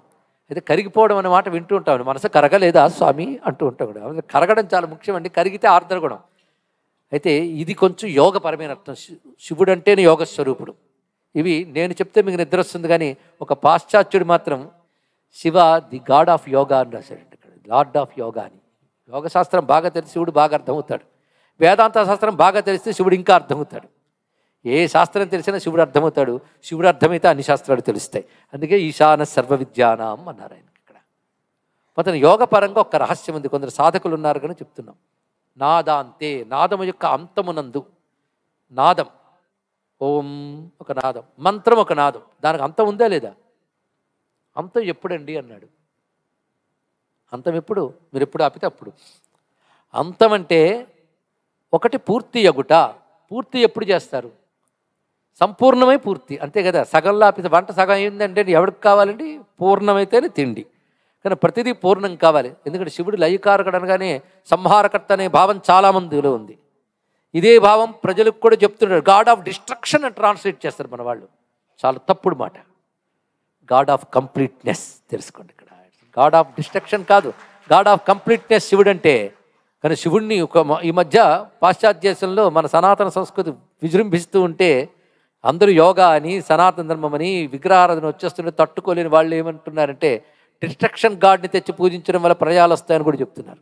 అలా అనడానికి మన వైపు కూడా శివద్వేషులైన వాళ్ళు కొందరు తయారయ్యారు కదా. దానితో మనకి ఏమీ తెలియని వాళ్ళం అదే నిజం అనుకుంటాం. శివుడు లయకారకుడు అంటే నాశనకారకుడు అని కాదు, పూర్తికారకుడు. ఎందుకంటే ఒక పని ప్రారంభించడం సృష్టి అయితే, కొనసాగించిన స్థితి అయితే సంపూర్ణం చేయడం లయ. అందుకే క్రతౌ సుప్తే జాగ్రత్త సమసి అంటాడు పుష్పదంతుడు మహిమ్న స్తోత్రంలో. యజ్ఞం పూర్తయ్యాక, అంటే యజ్ఞం నిద్రపోతే నువ్వు లేస్తావయ్యా అన్నాడు. అంటే పని పూర్తయితే నువ్వు వస్తావు. అంటే పని ఎప్పుడు పూర్తవుతుంది చెప్పండి? పని ఎప్పుడు పూర్తవుతుంది? పూర్ణంగా చేసేకే పూర్తి చేస్తారు.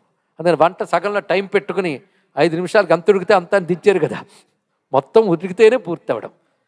5 నిమిషాలకు పూర్తి అవ్వడం కాదు, ఉడికితే పూర్తి అవ్వడం. కానీ పూర్తి అవ్వడం అంటే అర్థం ఏంటి? పూర్ణమవ్వడమే పూర్తి అవ్వడం. శబ్దం కూడా అర్థం. సమాప్తం, సమాప్తం అనే శబ్దం ఎప్పుడైనా విన్నారా?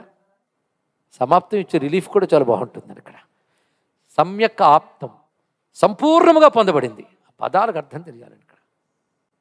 అలాగే నువ్వేదో కర్మ చేసావు, దాన్ని చక్కగా కూర్చగలగాలి. కూర్చితే హారం, చక్కగా కూర్చితే సంహారం. చక్కగా కూర్చాడు అక్కడ, కర్మ ఫలాన్ని కూర్చాడు ఇక్కడ, ఫలాన్ని సంపూర్ణం చేశాడు. నీకేం కావాలి అంటే పని పూర్తి కావాలి. ఊరికనే పని మొదలెట్టానంటే అవుతుందండి కాదు, పూర్తి కావాలా లేదా? యజ్ఞం చేసావు, ఎప్పటికీ పూర్ణాహుతి. పూర్ణాహుతితో యజ్ఞం పూర్తి కాదు, ఫలం రావడంతో పూర్తి అవుతుంది. అవునా లేదా చెప్పండి. ఇక్కడ యజ్ఞం దేనికోసమో చేసావు, పూర్ణాహుతి అయిపోయింది. అమ్మాయి యజ్ఞం మీద పడుకుంటావా, ఫలం ఎప్పుడు వస్తుందా అని ఎదురు చూస్తావు. నీ పని పూర్ణాహుతి, ఫలం ఇవ్వడం ఆయన పని. కానీ అసలు పూర్తి ఎప్పుడైంది? ఫలం వచ్చినప్పుడే. కనుక ఫలప్రదాతి అనే శివుడు పూర్తి చేసేవాడు కనుక లయకారకుడు, సంహారకారకుడు. కనుక 3వ దశ అది ఇచ్చేవాడండి పరమేశ్వరుడు. ఇది గ్రహించవలసినది. కనుక ఓం అన్నారు, నాదం ఆపేరా లేదా? ఎక్కడ ఆగుతుందో పరిశీలించండి. ఓం ఎక్కడ ఆగింది? మకారం దగ్గర ఆగిందా? ఎక్కడికో వెళ్ళింది. అది ఎక్కడికి వెళ్ళింది నీకు తెలియదు. తెలియకపోవడం ఏంటయ్యా, ఎక్కడి నుంచి వచ్చిందో అక్కడికి వెళ్ళింది అన్నాడు. ఓం అన్నప్పుడు అనకముందు ఏది ఉంది? నీ లోపల శక్తి చైతన్యం ఉంటేనన్నావా? అలా వచ్చి అందులో లీనమై అసలు ఆ చైతన్యం ఏంటో నీకు తెలియజేస్తుంది ఓం అనేది. కానీ నీ వినబడుతోంది 3. అది లయమైంది ఎక్కడ? ఆ లయ స్థితిని చూడు.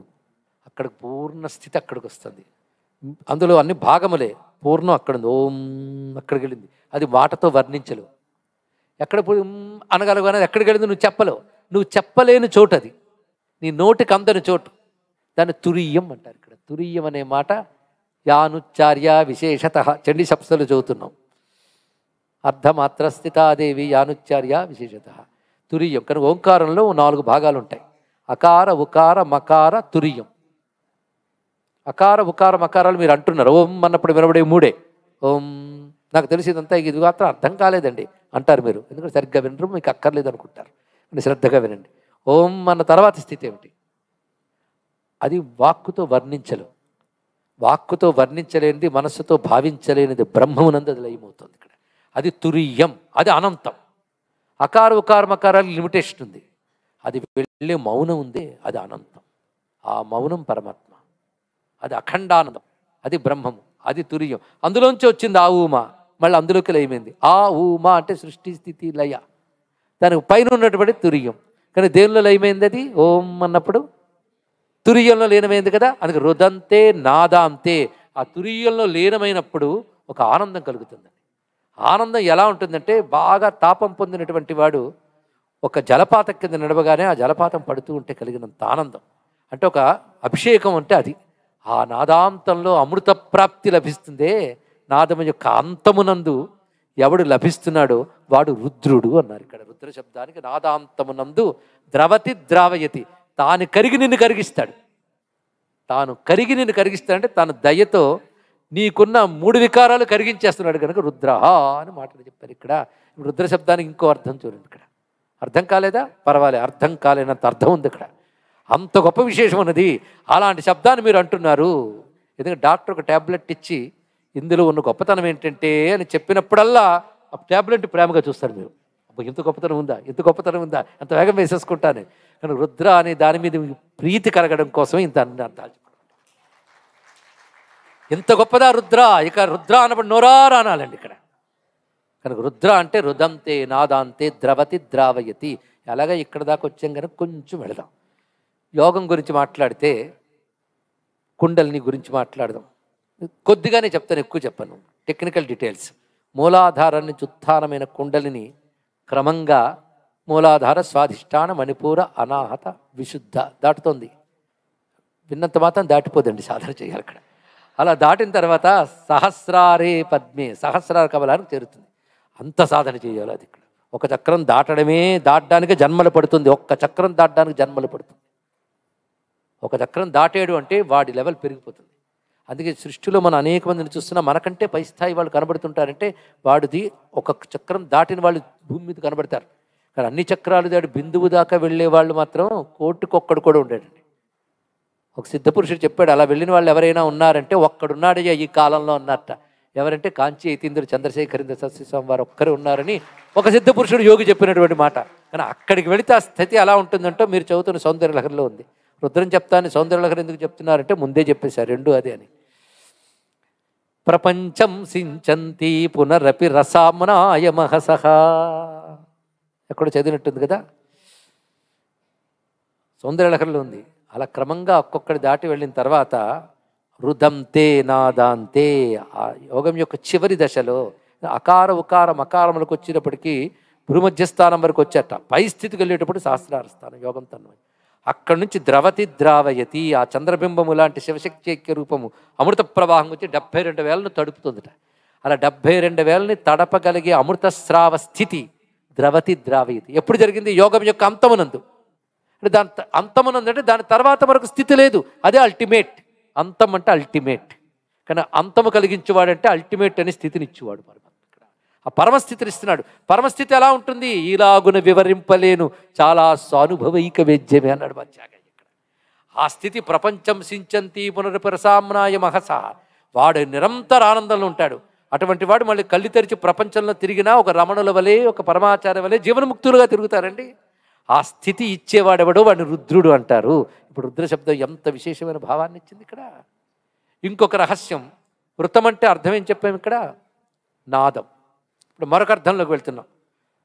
నాదము అంటే శబ్దము. శబ్దం అంటే ఒకటే గుర్తుపెట్టుకోండి, శాస్త్రంలో శబ్దం అనే మాట ఎక్కడొచ్చినా వేదం అని అర్థం. శబ్దం అంటే వేదమే, మరొకటి కాదు. శబ్దబ్రహ్మ అనే మాట ఎప్పుడు విన్నారా? శబ్దబ్రహ్మ అంటే వేదమే. అంతేగాని మనం ఒక పుస్తకం రాసేసి ఒక నవల రాసి శబ్దబ్రహ్మం అంటే కుదరదండి. ఇక్కడ అది బ్రహ్మం అనే శబ్దానికి సరిపోదు. శబ్దమంతా బ్రహ్మమైనా శబ్దబ్రహ్మం అనగా వేదమే. ఇది ధర్మం, ఇది అధర్మం అని తెలుసుకుని అధర్మం పాటించకుండా ధర్మాన్ని పాటించాలి అంటే చెప్పే శాస్త్రం పేరు వేదం. కనుక వేదము ధర్మం మీద అధర్మం మీద చెప్తుంది. రెండు చెప్పింది కనుక రెండో చేస్తాను అనొద్దు. ధర్మం మీద అధర్మం మీద చెప్పింది కనుక రెండోది చేస్తానని రాకూడదు.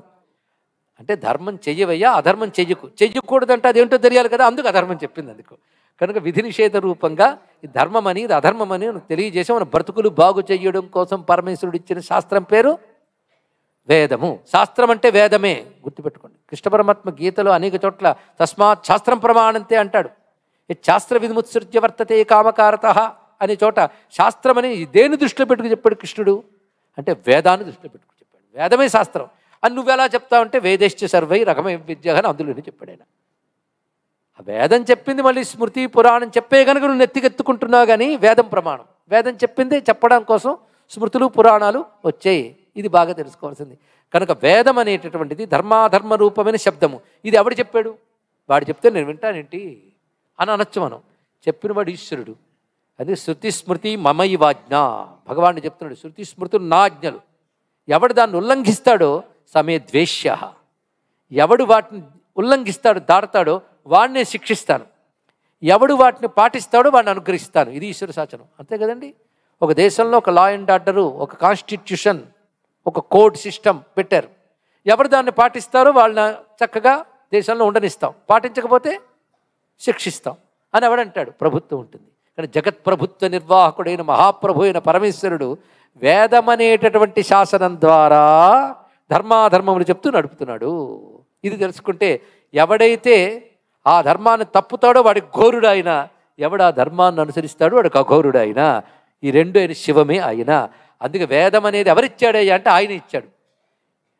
అందుకే వేద రూపయ ధర్మాదీన్ అవలోకయతి ప్రాపయతి ఇతివా రుద్ర. ఇది మరొక అర్థం. వేదమనే రూపము ద్వారా ధర్మముల్ని గమనించువాడు, ధర్మముల్ని ఉపదేశించువాడైన వాడు కనుక రుద్ర అంటే వేదోపదేష్ట. రుద్ర శబ్దానికి మరొక అర్థం వేదాలను ఉపదేశించిన వాడు. ఎవడైతే వేదం అనే జ్ఞానాన్ని ఉపదేశించాడో ఆయన మా గురువు గారండి. ఎంత బాగుందండి. అందుకు శివాయ గురువే నమః. అందుకే వేదము నీవు ఉపదేశించిన వాడు. అంతేకాదు ఇప్పుడు మంత్రమో వేదమో ఏదో చెయ్యగా దొరికేది ఇది. ఖచ్చితంగా ఆలోచిస్తేనే అర్థమయ్యే ప్రవచనం అండి ఇది, కాలక్షేపం కాదు. రుద్రుడి దగ్గర కాలక్షేపాల తపస్సే చేయాలి. తపస్సు అంటే ఆలోచించుట, ఆలోచనే. ఒక మంత్రం చేసాం, ఒక వేదం ఇప్పుడు చేశారు, వేదం చేస్తూ హోమం చేశారు, అభిషేకం చేశారు. అందులో ప్రధానం నీరు పోయడం, అగ్నిహోత్రం ఏదో వేయడం కాదు, మంత్రం ప్రధానం. మంత్రం వల్ల ఇవన్నీ పవిత్రమయ్యాయి. కానీ మంత్రం అనేది శబ్దం.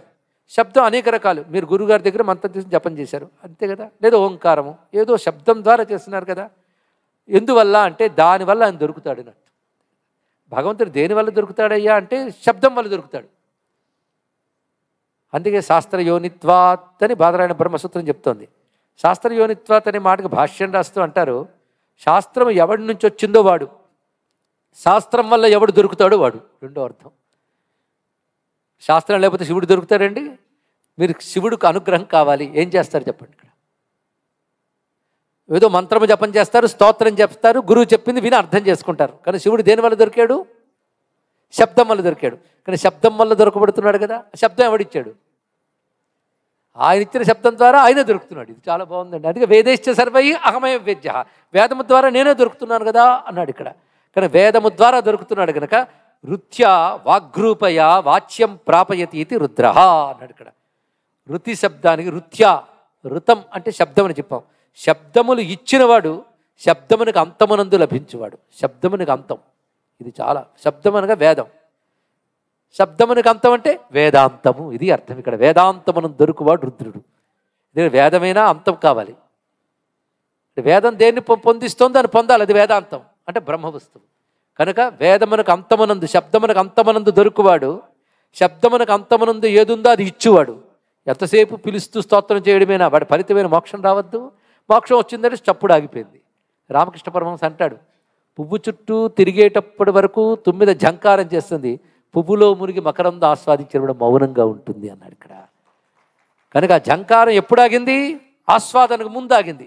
కనుక ఈ ఝంకారాలు, ఓంకారాలు, మంత్రాలు, తంత్రాలు ఎంతవరకు అంటే పరమాత్మలో ఐక్యమయ్యే వరకు. కనుక అటువంటి మంత్రము ద్వారా దొరకబడివాడు, మంత్రము యొక్క అంతమునందు ఉన్నవాడు, మంత్రములకు ఫలముగా దొరకవాడు కనుక రుద్ర. ఇప్పుడు రుద్రానికి 3 శబ్దాలు చెప్పేశాం. మంత్రముని శబ్దాన్ని ఇచ్చినవాడు, శబ్దానికి అంతమునందు లభించువాడు, అలాగే మంత్రము ద్వారా పొందబడివాడు కనుక రుత్యా వాగ్రూపయా వాచ్యం ప్రాపయతీతి అన్నారు.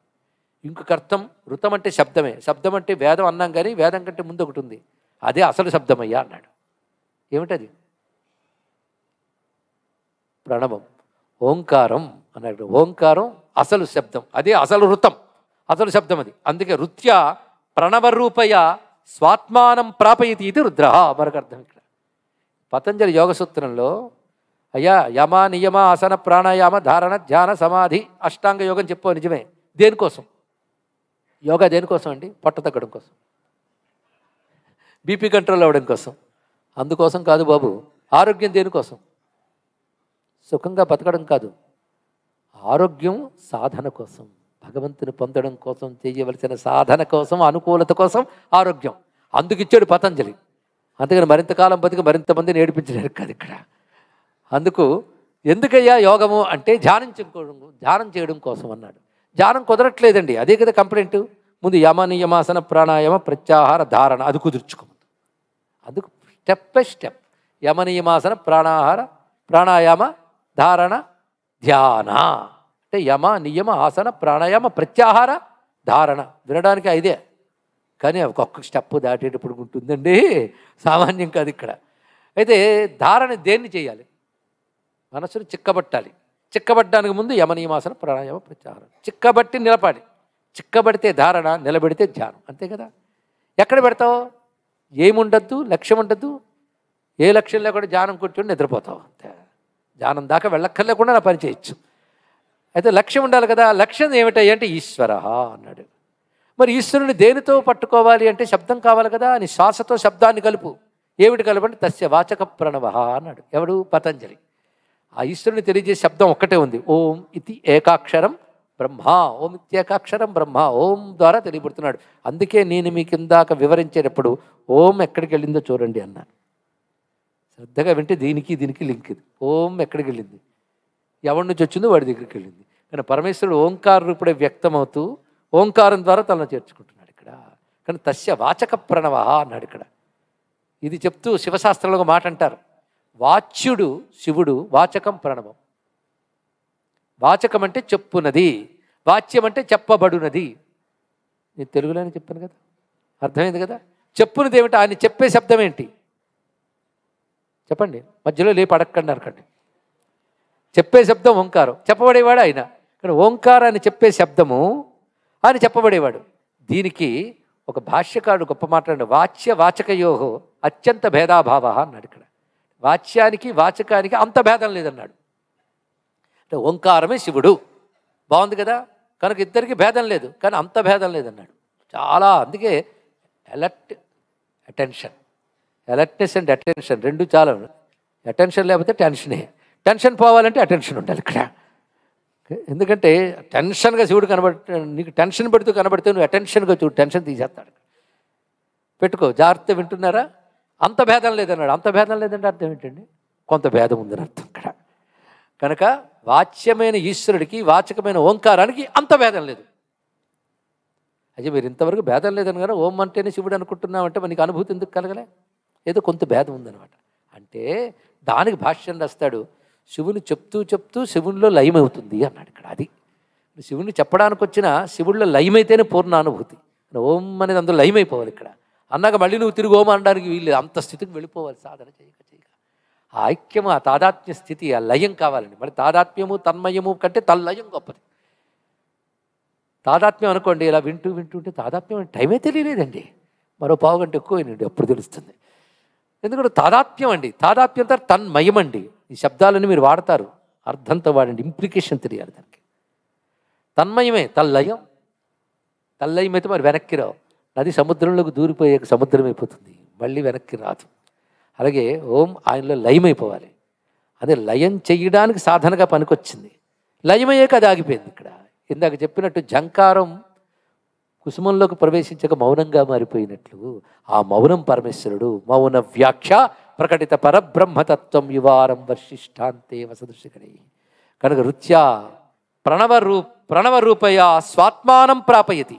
ఆ ఓంకార ఉపాసన వల్ల ఆత్మగా ఉన్న పరమేశ్వరుడు లభిస్తున్నాడు. కనుక ఓంకారము ద్వారా లభించబడే ఆత్మరూపుడు కనుక రుద్ర అన్నారు. ఇక్కడ ఋతం అంటే ప్రణవము, ప్రణవము ద్వారా లభించువాడు.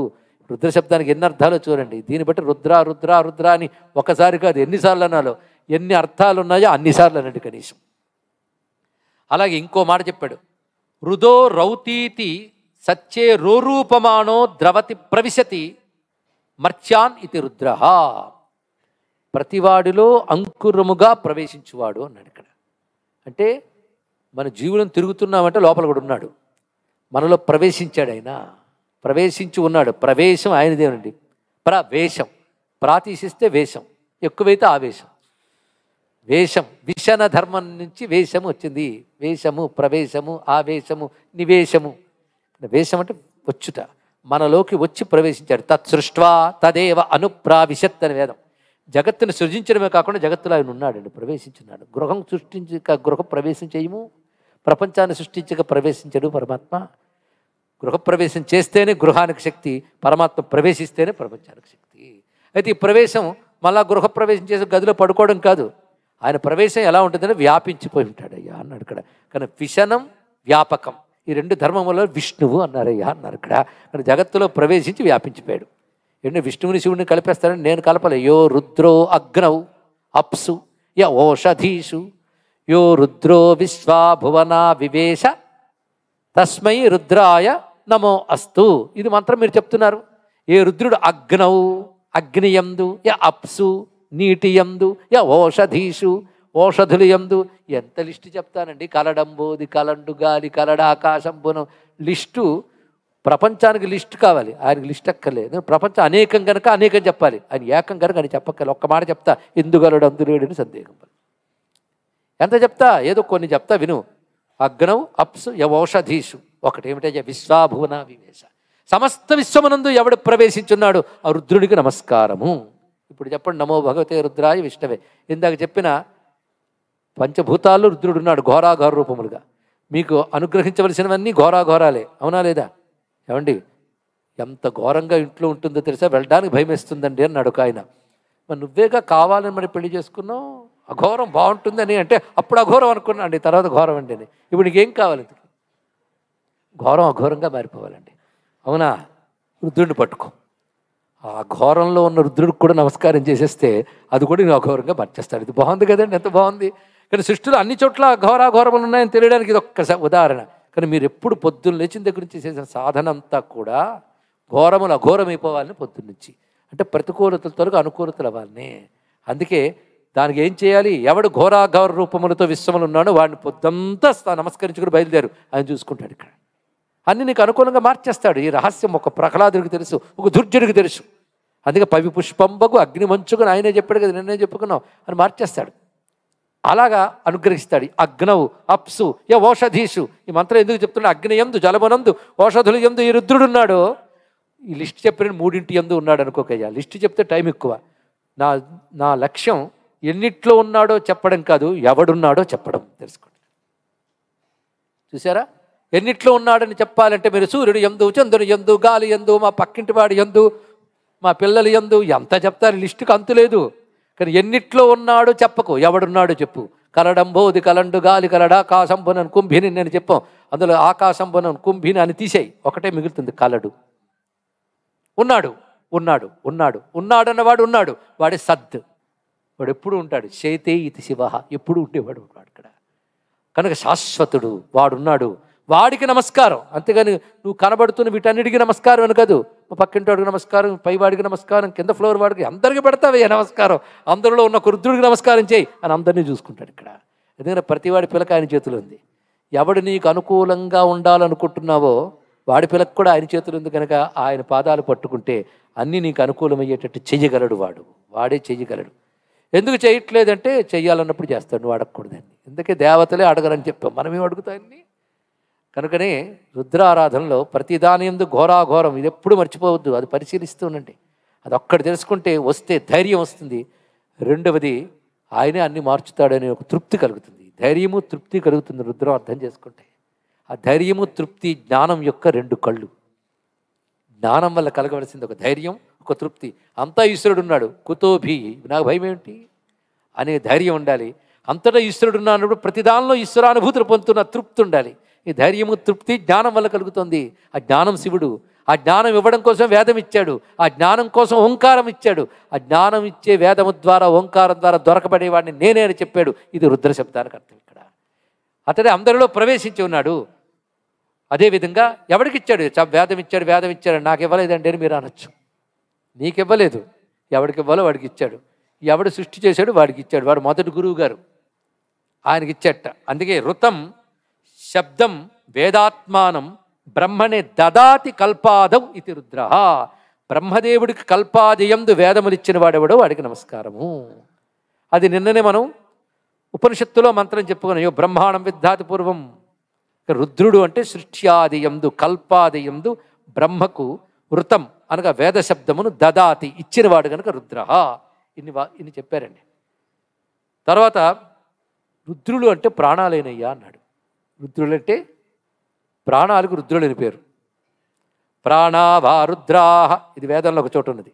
ఛాందోగ్యోపనిషత్తులో ప్రాణాహీదం సర్వం రోదయంతి ప్రాణావావ రుద్రాహ ఏతే హీదగం సర్వం రోదయంతి. వేదంలో కొన్ని చోట్ల ఉన్న మంత్రం ఉపనిషత్తులు కూడా ఆలోచింది. ఇది గట్టిగా ఆలోచించవలసింది. ఎందుకు రుద్రం చేయమంటారు? ఎందుకు రుద్రరామ అనమంటారు? ఏమైనా కష్టాలు వస్తే రుద్రాభిషేకం ఎందుకు చేసుకోమంటారు? మాకు తెలియదండి. వాళ్ళ ద్రవ్యాలు రాసిస్తాను, కొనేస్తాం, వేసిస్తాం. ప్రాణావావ రుద్రాహ, రుద్రులు అనగా ప్రాణములు. ప్రాణాలు మీరు నేను తయారు చేసామా? కొంచెం గట్టిగా ఆలోచించండి. ఆ మాట కోసం శరీరం మనం తయారు చేసుకోలేదు, వచ్చింది లాక్కుని వెళ్ళిపోతున్నాం. ప్రాణం కూడా అంతే. ప్రాణములు అన్నారు ఇక్కడ బహువచనం. ప్రాణం ఒకటి కాదు, బహువచనాలు. ప్రాణాలు రుద్రుడు. ఈ ప్రాణాల వల్లే మనం సుఖపడతాం, దుఃఖపడతాం. జాగ్రత్తగా చూడండి, ప్రతిదీ ఇంతే. ఆ సూత్రం ఘోరం అఘోరం శివం. ఈ సూత్రం మర్చిపోవద్దు. 7 రోజులు ప్రవచనం విన్నారు, ఏమి గుర్తుపెట్టుకున్నాడో? ఘోరం అఘోరం శివం. ఇది గుర్తుపెట్టుకుని చాలు. 3 ముక్కల్లో రుద్రం. కనుక ప్రాణాలు ఘోరమా అఘోరమా? ప్రాణం తీస్తున్నాడండి. ప్రాణం తీసేది ప్రాణమే, తెలుసా మీకు? ఎందుకంటే ఇంద్రియంలో ప్రాణశక్తి సంచరిస్తుంటే నువ్వు సంచరిస్తున్నావు. ఆ ప్రాణశక్తి కదలికల వల్ల వచ్చే వైషమ్యాలతోనే బాధలు వస్తాయి.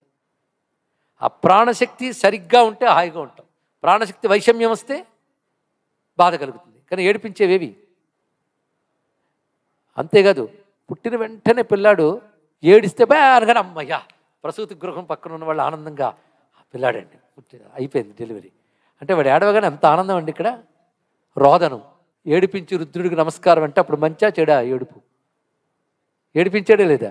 ఎందుకు ఏడిచాడు? అమ్మయ్య వాడు ప్రాణాలు ఉన్నాయని అర్థం. ఇక్కడ ప్రాణం ఉంటే వచ్చింది రోదనం. శబ్దం యొక్క ఉత్పత్తి మొదటి చప్పుడు ఏడుపే, అవునా లేదా తెలుసుకోండి. ఇక్కడ జీవుడు చేసిన మొదటి శబ్దం ఏడుపే, తర్వాత ఏడుపే. ముక్తి పొందాలంటే అయితే ఆయన కోసం ఏడిస్తే ముక్తి. తదపితి రజానే వెళ్ళిపోను, అన్నిటికీ ఏడిపే బతుకంతా కూడా. ఏడిపించేవాడు ఆయన, ఏడ్చే శక్తి ఉండాలిగా, ఆ శక్తి ఆయన ఉంటేనే వస్తుంది ఇక్కడ. కానీ ప్రాణం యొక్క లక్షణం రోదనం అన్నాడు ఇక్కడ. ఎంత అందుకే ఫిలాసఫీ అండి హిందూ మతం అంటే. It's philosophy, it's philosophy, philosophy. Hindu మతం అంటే నథింగ్ బట్ నాలెడ్జ్. అందుకే చెప్తే అర్థం కావట్లేదండి అన్నారు కదా, అదే జ్ఞానం తెలుసుకోండి ఇక్కడ. అంతేగాని నీ పాపములు పోగొట్టుకు నువ్వు పరలోక ప్రభువుని ఆశ్రయింపుము, ప్రార్థింపము, పశ్చాత్తాపడము అని చెప్పేటటువంటి చౌకబారు మతం కాదు ఇది తెలుసుకోండి ఇక్కడ. నిన్ను ఆలోచింపజేస్తుంది, పరిశీలించుకో ఇక్కడ. ప్రాణాభావరుద్రా ఏమి మాటలు చెప్పాడండి, ఆలోచించు. ప్రాణాలు ఎవరికి ఉంటాయి? హిందువులకే కాదు అందరికి ఉంటాయి. కానీ రుద్రుడు అందరిలో ఉన్నాడు. అంటే మా దేవుడు అందరిలో ఉన్నవాడు, అంతటా ఉన్నవాడు, అన్నిటా వ్యాపించి అన్నిటి మించినవాడు. అది రహస్యం. రుద్రులు అనగా ప్రాణాభావ రుద్రా. కనుక ఆ రుద్రుడు లోపల ప్రాణశక్తిగా తిరిగితేనే మాట్లాడతాం, కదులుతాం, నిద్రపోతాం. అది ఒక్కొక్కప్పుడు ఒక్కొక్క రకం వైషమ్యం కలిగిస్తుంది. అలాగని ప్రాణాలు పోతే బాగుండు అనుకో, బాగా బాధ కలిగినప్పుడు ఎందుకు బతుకున్నాను రా అనుకుంటావు, బాగుంటే బతుకుండాలనుకుంటావు. రెండు చేసేది ప్రాణమే. ప్రాణరూపంలో రోదయంతి ఏడిపిస్తున్నాడు కనుక ప్రాణాభావ రుద్ర. ప్రాణాలన్నీ నాకు వాడంటే పంచప్రాణాలండి. ఇంకా ఈ డైలాగులు మిగిలి ఉన్నాయి. పంచప్రాణాలు లిస్ట్ ఎంతమంది చెప్పగలరో నాకు తెలియదు. ప్రాణాపాన వ్యాన ఉదాన సమాన ఎన్నయ్యాయి? 5. వీటి వల్ల జరిగే పనులు పెద్ద లిస్ట్ ఉందండి. నేను ప్రాణం మీద ఉపన్యాసం చెప్పడానికి రాలేదు, శివుడి మీద చెప్పడానికి వచ్చాను కనుక అంత వివరించట్లేదు ఇక్కడ. కనుక ప్రాణములు ప్రధానంగా 5 అయ్యాయి. 5 ఉంటుతో అయిపోవు. వాటికి ఉపవాయువులను మళ్ళీ 5 ఉప ప్రాణాలు ఉన్నాయి. వాటి వల్ల ఆవలింత దేనివల్ల వస్తుంది, తుమ్ము దేనివల్ల వస్తుంది, దగ్గు దేనివల్ల వస్తుంది అంటే అవి ప్రాణాల వల్ల. వాటి పేర్లు ఉన్నాయి మళ్ళీ. నాగ కూర్మ కృకర దేవదత్త ధనంజయ మొత్తం ఎన్నయ్యాయి? 10. ఈ 10 ఉండాలంటే అసలు ప్రాణం చైతన్యం ఒకటి ఉండాలట, అది 11. ఎన్నయ్యాయి? 11. ఇవి ఏకాదశ రుద్రులు తెలుసుకోండి. ఇవి లేనిది ఎక్కడో చెప్పండి ఇక్కడ. కానీ శివుడు ఏకాదశ రుద్రులుగా ఎక్కడున్నాడయ్యా అంటే నీలో లేడు. ఏకాదశ రుద్రులు అంటే వెంటనే రిఫర్ చేస్తాడు పురాణం రిఫర్ చేయరు, బతుకు రిఫర్ చేసుకో. ఎన్ని 11 రుద్రులు చెప్తామో చూడండి ప్రవచనం పూర్తయ్యే లోపల. సృష్టిలో ప్రతి చోట్ల 11 భాగాలుగా ఉన్నాడు ఆయన. కానీ 11 భాగాలుగా ఉన్నవాడు ఒక్కడే. కానీ ప్రాణములు రుద్రుడా, ప్రాణము రుద్రుడా, ఏకరుద్ర బహవహ రుద్రాహ. ఇది బాగా గుర్తుకోండి. ఒకే రుద్రుడు, అనేక రుద్రుడు. దీని మీద మొత్తం ఫిలాసఫీ అంతా నడుస్తుంది. ఒక్క రుద్రుడు అంటే ప్రాణానికి ప్రాణమైన ఆత్మ, అనేక రుద్రుడు అంటే 10 ప్రాణాలు. సృష్టి అంతా అంతే. కనుక రుద్రంలో కూడా ఏకరుద్ర నమస్కారం, అనేక రుద్ర నమస్కారం ఉంది. అనేక రుద్రుడికి నమస్కారం చేయాలి. ఎక్కడెక్కడున్నాడు ఇంకా 11 చొప్పున ఎక్కడెక్కడ ఉంటాడో తెలుసుకుందాం. ముందు మనలో ఉన్నవాడు తెలిసిపోయాడు, తర్వాత బయట గోల మనకెందుకు. ఉన్నారా లేదా? ఈ ప్రాణాలు ఉండాలా లేదా? ఈశాన ప్రాణద ప్రాణో జ్యేష్ఠ శ్రేష్ఠ ప్రజాపతికి. అయ్యా విష్ణు శాస్త్రం మధ్యలో చెప్తారేమిటి? విష్ణు శాస్త్రమైన రుద్రమైన ఒక్కటే. రుద్రము ద్వారా, విష్ణు శాస్త్రం ద్వారా, పురుష సూక్తం ద్వారా చెప్పబడే పరమేశ్వరుడు ఒక్కటే. ఆయనే అంతటా వ్యాపించి ఉన్నాడు గనక విష్ణువు, వ్యాపించిన వాడు ఆయనే గనక రుద్రుడు. రెండు తెలుసుకుని ఇప్పుడు ప్రాణావావ రుద్రాహ. కనుక రుద్రుడు అనగా ప్రాణశక్తి స్వరూపుడు. ప్రాణశక్తి, ఫోర్స్ ఆఫ్ లైఫ్, లేదా లైఫ్ ఫోర్స్. ప్రాణశక్తి కావాలి మనకి. ఆ సూర్యమండలం నుంచి ప్రాణశక్తి మనకు లభిస్తుంది. రశ్మిషు ప్రాణాన్ సన్నిధత్తే, ప్రశ్నోపనిషత్తులోని మంత్రం ఇది ఇక్కడ. అంటే కిరణాల్లోంచి ప్రాణశక్తి వస్తుందట. కిరణాల నుంచి ప్రాణశక్తి ఎలా వస్తుందో నీ నాడీ మండలాలనే కిరణాల్లోంచి ప్రాణశక్తి ప్రసరిస్తుంది. అక్కడ సూర్యుడి నుంచి కిరణాల్లో వచ్చినట్లుగా ఆత్మరూపుడైన రుద్రుడి నుంచి శరీరం అంతా నాడీ మండలంలోకి వస్తుంది. ఇక్కడ అసలు వాడిని లోపల వాడిని చూడు. అటువంటి రుద్రుడు ప్రాణావావ రుద్రాహ. అందుకే పంచప్రాణాలు, 11 ప్రాణాలు ఆయన అయ్యండి. ఇప్పుడు రుద్రానికి చెప్పిన ఇన్ని అర్థాలు బాగా గుర్తుపెట్టుకోండి. ఇప్పుడు నేను ఎన్ని చెప్పాను నాకు లెక్క ఉంది. ఇంకొక అద్భుతమైన అర్థం, రుజాం ద్రావయతీతి రుద్ర. రుజాం అంటే రోగం, రోగమును పోగొట్టువాడు రుద్రుడు. ఇది హాయిగా ఉంది. అన్ని మర్చిపోయి గుర్తుపెట్టుకుంటే చాలండి. ఎందుకంటే ఏ రోగం పోవాలి? ఎన్నెని చెప్పేది, ఎన్నాని చెప్పేది, ఇంకి ముచ్చట్లు అన్నట్టు రోగాలు ముచ్చట్లే నేను చెప్పేదండి. అవతల వాడికి తీరిక నీ కోపిక ఉండాలి, కానీ రోగాల లిస్టు చెప్తూ కాలం గడిపివచ్చు అన్ని ఉంటాయి. అయితే ఎలా ఉన్నా నడిచిపోయేటట్టు కొన్ని రోగాలు ఉంటాయి, నడవనివ్వని రోగాలు మరికొన్ని ఉంటాయి. ఏ రోగమైనా ఈశ్వరుడు దయ ఉంటే పోతుందండి. అందుకే రుద్రంలో రోగనాశనానికి ఎన్నెన్ని మంత్రాలు ఎలా ఎలా వాడాలో చెప్పారు. రుద్ర ప్రయోగ విధులు చాలా ఉన్నాయి. రుద్ర మంత్ర రాశి నిజానికి మనకి 11 అనువాకాలున్నా అందులో రుక్కులు యజుస్సులు అనే పేరుతో మంత్ర భాగాలు ఉంటాయి. ఒక్కొక్క మంత్రం ఎంత జపం చేయాలి, జపం పూర్తయిన తర్వాత ఆ మంత్రాన్ని ఎలా హోమం చేయాలి, హోమం చేసినప్పుడు ఏ ద్రవ్యాన్ని వాడాలి, ఆ మంత్రంతో అభిషేకం ఎలా చేయాలి, ఎన్నాళ్ళు చేయాలి, ఇది చేయడం వల్ల ఒక ప్రయోజనం. ఇలాంటివి ఎన్ని చెప్పిందో వేదం. అందుకే చెప్పాను కదా, 1000 తల్లులు పెట్టి వేదం నీకు ఐహికమైన పరమార్థమైన రెండూ ఇస్తుంది. ఒక్కొక్కప్పుడు దేశమంతా ఏమైనా రోగం ప్రపంచమంతా వ్యాపించి ఉంటే కొన్ని మంత్రాలు చెప్పారు. అలాంటి మారి మొదలైనవన్నీ తీయగలిగే శక్తి దొరుకుతుంది. నీకంటూ రోగాలు ఉంటే తీయడానికి కొన్ని మంత్రాలు చెప్పారు. అందుకే వ్యాధి విమోచనార్థి, ప్రాయశ్చిత్తార్థి, భోగార్థి వీళ్ళు రుద్రాన్ని వాడుకుంటున్నాడు. దీన్ని మించింది మరొకటి కల్పవృక్షం అంటే రుద్రం. వ్యాధి విమోచనార్థి అంటే వ్యాధి పోవడం కోసం, భోగార్థి సుఖాలు రావడం కోసం, అభీష్ట సిద్ధుల కోసం, వ్యాపారంలో అభివృద్ధి కావాలి, పదవి కావాలి, దానికి ఎలా వాడాలి అనగానే ఇప్పుడు అందరూ బయలుదేరుతారు నాయకులు. అసలు సీజన్ కూడా వస్తారు, డబ్బులు ఇస్తారు, యాగాలు చేస్తారు. గెలిచిన తర్వాత ఈ ధర్మాన్నే నాశనం చేస్తున్న వాళ్ళు, వాళ్ళ కోసం యాగాలు చేసే పాపాత్ములు కూడా ఉంటారు. ఏం చేస్తామండి ఇక్కడ? బాధాక్రమేణ వీడి వల్ల ధర్మం ఛిద్రమవుతుందని తెలిసి కూడా వాడి కోసం యాగం చేయడమే కాకుండా చేసేను గొప్పగా చెప్పుకోవడం కూడా చేస్తుంటారు. అటువంటి దురదృష్ట స్థితిలో మనం ఉన్నాం. కనుక ఈ వేదవేత్తలందరికీ ప్రార్థన ఏమిటంటే, ఈ మంత్రముని దేశక్షేమం కోసం వాడండి. ఇది ప్రధానమైనటువంటి, ఎవరి వల్ల దేశక్షేమం కలుగుతుందో వారి కోసం వాడండి. ఇది చాలా ప్రధానమైన అవసరం. అంత శక్తి గల మంత్ర రాశి కేవలం సనాతన ధర్మంలో మాత్రమే ఉంది, తెలుసుకోండి. అది ప్రార్థనల్లో లేదు, వేద మంత్రములు ఉంది ఆ శక్తి. తెలుసుకోండి, శబ్దంలో ఆ శక్తి ఉన్నది. ఆ శక్తి గల మంత్రరాశి అనే వేదంలో అంత శక్తి కలిగిన మళ్ళీ రుద్రంలో ఒక్కొక్క మంత్రానికి ఉన్న శక్తి సామాన్యమైంది కాదు. ఎన్ని అస్త్రాలు పక్కన పెట్టుకున్నా చెయ్యలేని శక్తి మంత్రం చేయగలదు. ఈ మధ్య ఎవడో అన్నాడు, చాలా బాధాకరమైనటువంటి విషయం అండి ఇక్కడ. ఈ వేద మంత్రాల వల్ల ప్రయోజనం ఏముంది? ఒక్కరోజు వేద పండితుడు వేదం చదవనంత మాత్రాన ప్రమాదం ఏమీ లేదు. దానికంటే వీధులు ఉచ్చేవాడు చాలా గొప్పవాడు. ఒక్కరోజు వీధి ఊడ్చకపోతే ప్రమాదం, కానీ ఒక్కరోజు వేదం చదవకపోతే ప్రమాదం ఏం లేదు అనేటువంటి వాళ్ళు అంటూ ఉంటే ఏమీ అనలేని స్థితిలో మనం ఉన్నాం. ఎందుకంటే పాపం అలాంటి వేదవేత్తలు ధర్నాలు చేయరు, నిరసనలు ప్రకటించరు, సాత్వికంగా ఉంటారు కనుక ఈ మాటలు చెల్లుతున్నాయి. ఎంత తప్పు మాట అండి. వేదం అనేది లోకంలో ధ్వనించకపోతే ఈ లోకం నశించి తీరుతుంది, తెలుసుకోండి. ఇక్కడ వేదమంత్రం దివ్యత్వాన్ని ఉద్భవింపజేస్తుంది. వేదమంత్రం నిన్ను రక్షిస్తుంది. వేదమంత్రం ప్రపంచాన్ని కాపాడుతుంది. కానీ వేదవేత్తలు క్షేమంగా ఉండాలి. వారి వల్ల మనం క్షేమంగా ఉంటామని నమస్కరించుకోవాలి. అది గోబ్రాహ్మణేభ్యః శుభమస్తు నిత్యం మాటలో అర్థం. గోవులు అంటే ఆవులు ఒక అర్థము, గోవులు అంటే వేద మంత్రం అని అర్థం. కానీ వేదవేత్తలు క్షేమంగా ఉంటేనే మన క్షేమం కనుక నమస్కారం. ఇది ఒక జాతిని పొగుడుతున్నాం అనుకోవద్దు, ఒక వర్ణానికి వత్తాస పలుకుతున్నాం అనుకోవద్దు, ఒక ధర్మానికి, ఒక వ్యవస్థకు, ఒక సత్యానికి మనం వత్తాస పలుకుతున్నాం లోకక్షేమం కోసం. ఇది తెలియకుండా ఆవేశంతోనో తొందరపాటుతోనో వేదవేత్తల్ని నిందిస్తే క్షేమం కాదు, తెలుసుకోండి ఇక్కడ. కనుకనే వేదం అంత గొప్పది. అందులో రుద్రం ఒక్కొక్క మంత్రానికి ఒక్కొక్క ప్రయోగం చెప్పిందండి. దీనికి ఒక శాస్త్రం ఉంది. ఆ శాస్త్రం రచించిన వాళ్ళు బోధాయనుడు, సూరిభాష్యం, విష్ణు సూర్యుని మహానుభావుడు, ఇలాంటి వాళ్ళు రాశారు. విద్యారణ్య స్వామి వారు వేదానికి భాష్యం రచించడమే కాకుండా, అందరూ రుద్రానికి భాష్యం రచించడమే కాకుండా దీని ప్రయోగ విధులకు మరో గ్రంథం ఉంది, నేను రాసినది అన్నాడు ఆయన. ఎంత ప్రయోగ విధులు ఉన్నాయి. వీటితో అద్భుతాలు అప్పుడు సాధించారు, ఇప్పుడు సాధిస్తున్నారు, ఎప్పుడైనా సాధిస్తారు, తెలుసుకోండి. అంత శక్తి ఉన్నది. కనుక ఇందులో ప్రతి మంత్రము కూడా ఎలా జపించాలో అలా జపించి దాన్ని సరిగ్గా ప్రయోగ విధి చేస్తే అది చెయ్యడం అందరికీ చేత కాదు. ఒక విద్య అందరూ చేయలేరండి. ఇల్లుతో ఉండాలని నేను అనుకుంటాను, కానీ నేను ఇల్లు కట్టలేను, అంతే కదా. ఇల్లు కట్టగలిగే వాళ్ళని పిలిచి వాళ్ళ చేత కట్టించుకొని అందులో దూరుతాను.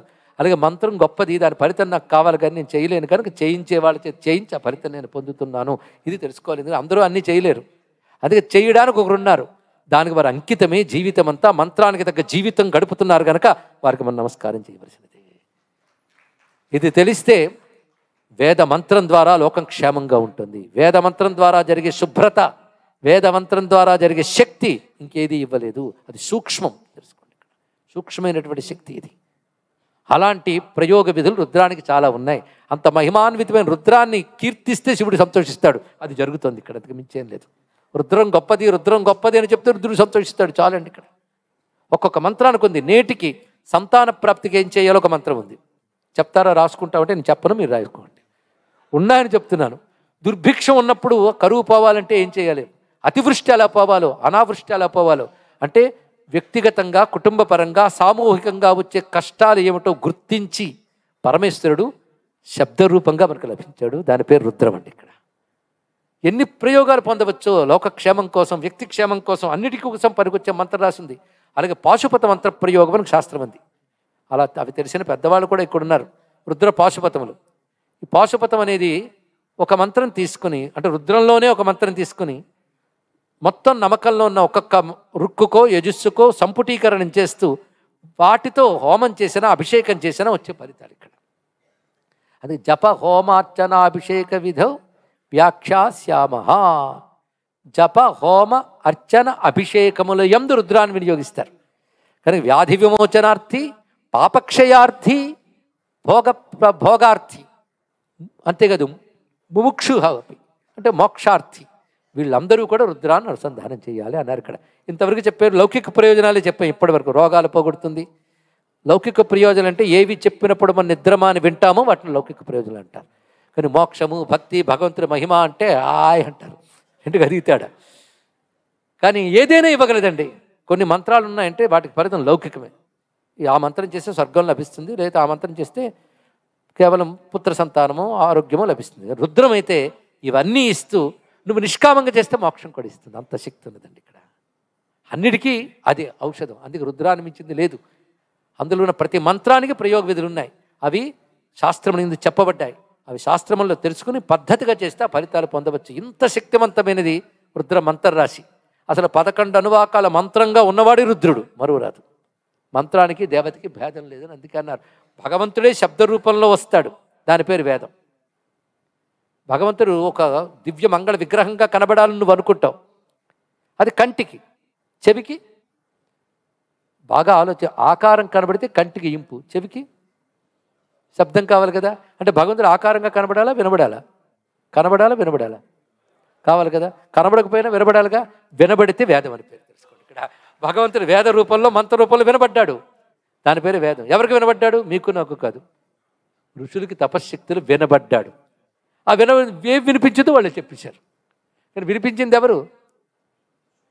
వినిపించింది ఎవరు? 2 ప్రశ్నలకి అర్థం ఉంది. వినిపించిన శబ్దం ఎవరు? శబ్దం వినిపించింది ఎవరు? అది అర్థం ఇక్కడ. వినిపించింది ఎవరు? శివుడే. వినబడిన శబ్దము శివుడే, వినిపించిన వాడు శివుడే. కానీ వేదం అంటేనే శివుడు. వేద రూపంలో వచ్చిన వాడు శివుడు. ఇప్పుడు తెలిసిందా వేద అనుకున్న శక్తి, రుద్ర అనుకున్న శక్తి? అటువంటి శబ్దరాశి.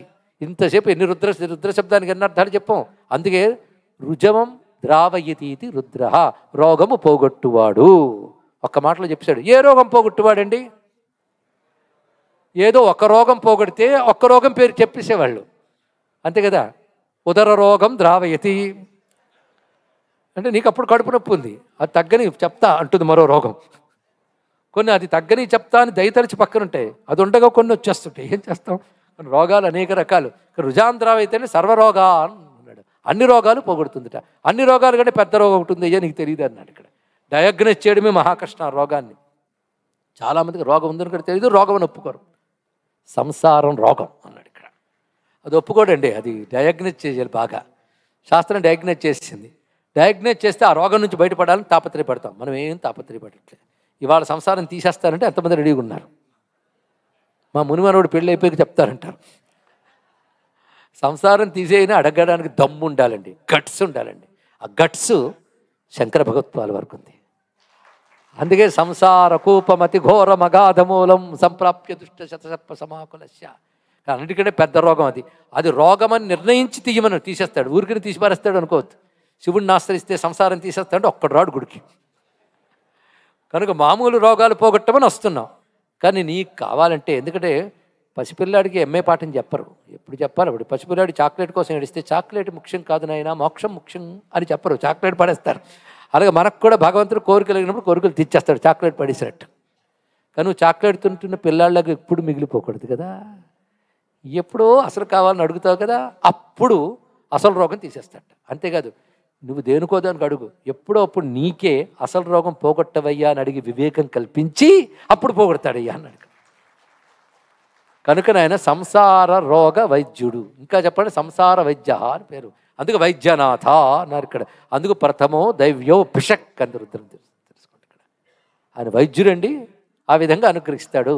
కనుకని రుజాం ద్రావయతి ఇది రుద్ర, రోగమును పోగొట్టువాడు. ఇప్పుడు ఏ అర్థం బాగుంది? ఇప్పటి వరకు నిన్నటి నుంచి వాళ్ళు వరకు చెప్పిన అన్ని అర్థాలు బాగున్నాయి కదా. అన్నీ కలిపి నేను చెప్పిన అర్థాలు 11. 11 అర్థాలు రుద్రానికి చెప్పామంటే 11 అనువాకాలు, 11 రూపాలు, రుద్రుడికి 11 అర్థాలు తెలుసుకొని 11 అర్థాలు మననం చేసుకోండి. ఇంకెన్ని అర్థాలు ఉన్నా ఆయన ఇస్తాడేమో నాకు తెలియదు ఇక్కడ.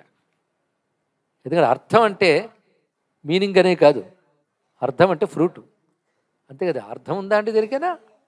ధర్మ అర్థ, అక్కడ అర్థం అంటే అర్థం మీనింగ్గా, అర్థం అంటే ప్రయోజనం. కానీ అర్థానికి ఎన్ని అర్థాలు? అర్థం సరిగ్గా తెలుసుకోకపోతే అనర్థాలు, అపార్థాలు. కనుక అర్థం అంటే మీనింగ్ అనే కాకుండా ఫలం. ఇప్పుడు ఇవన్నీ ఫలాలే. ఏడిపించడం ఫలం, ఏడు పోగొట్టడం ఫలం, రోగాలను పోగొట్టడం ఫలం. ఇన్ని ఫలాలు ఇచ్చే పరమేశ్వరుడు కర్మఫలప్రదాత. రుద్ర అని పిలువకి ఏం పెంచుతామయ్యా? రుద్ర. ఈ రుద్ర అంటూ ఏకో హి రుద్రో నద్వితీయాయతస్తు యయిమాన్ లోకాన్ ఈశత ఈశనీభిః ప్రత్యంజనాస్తిష్ఠతి సంచుకోచాంతకాలే సంసృజ్య విశ్వా భువనాని గోపాః.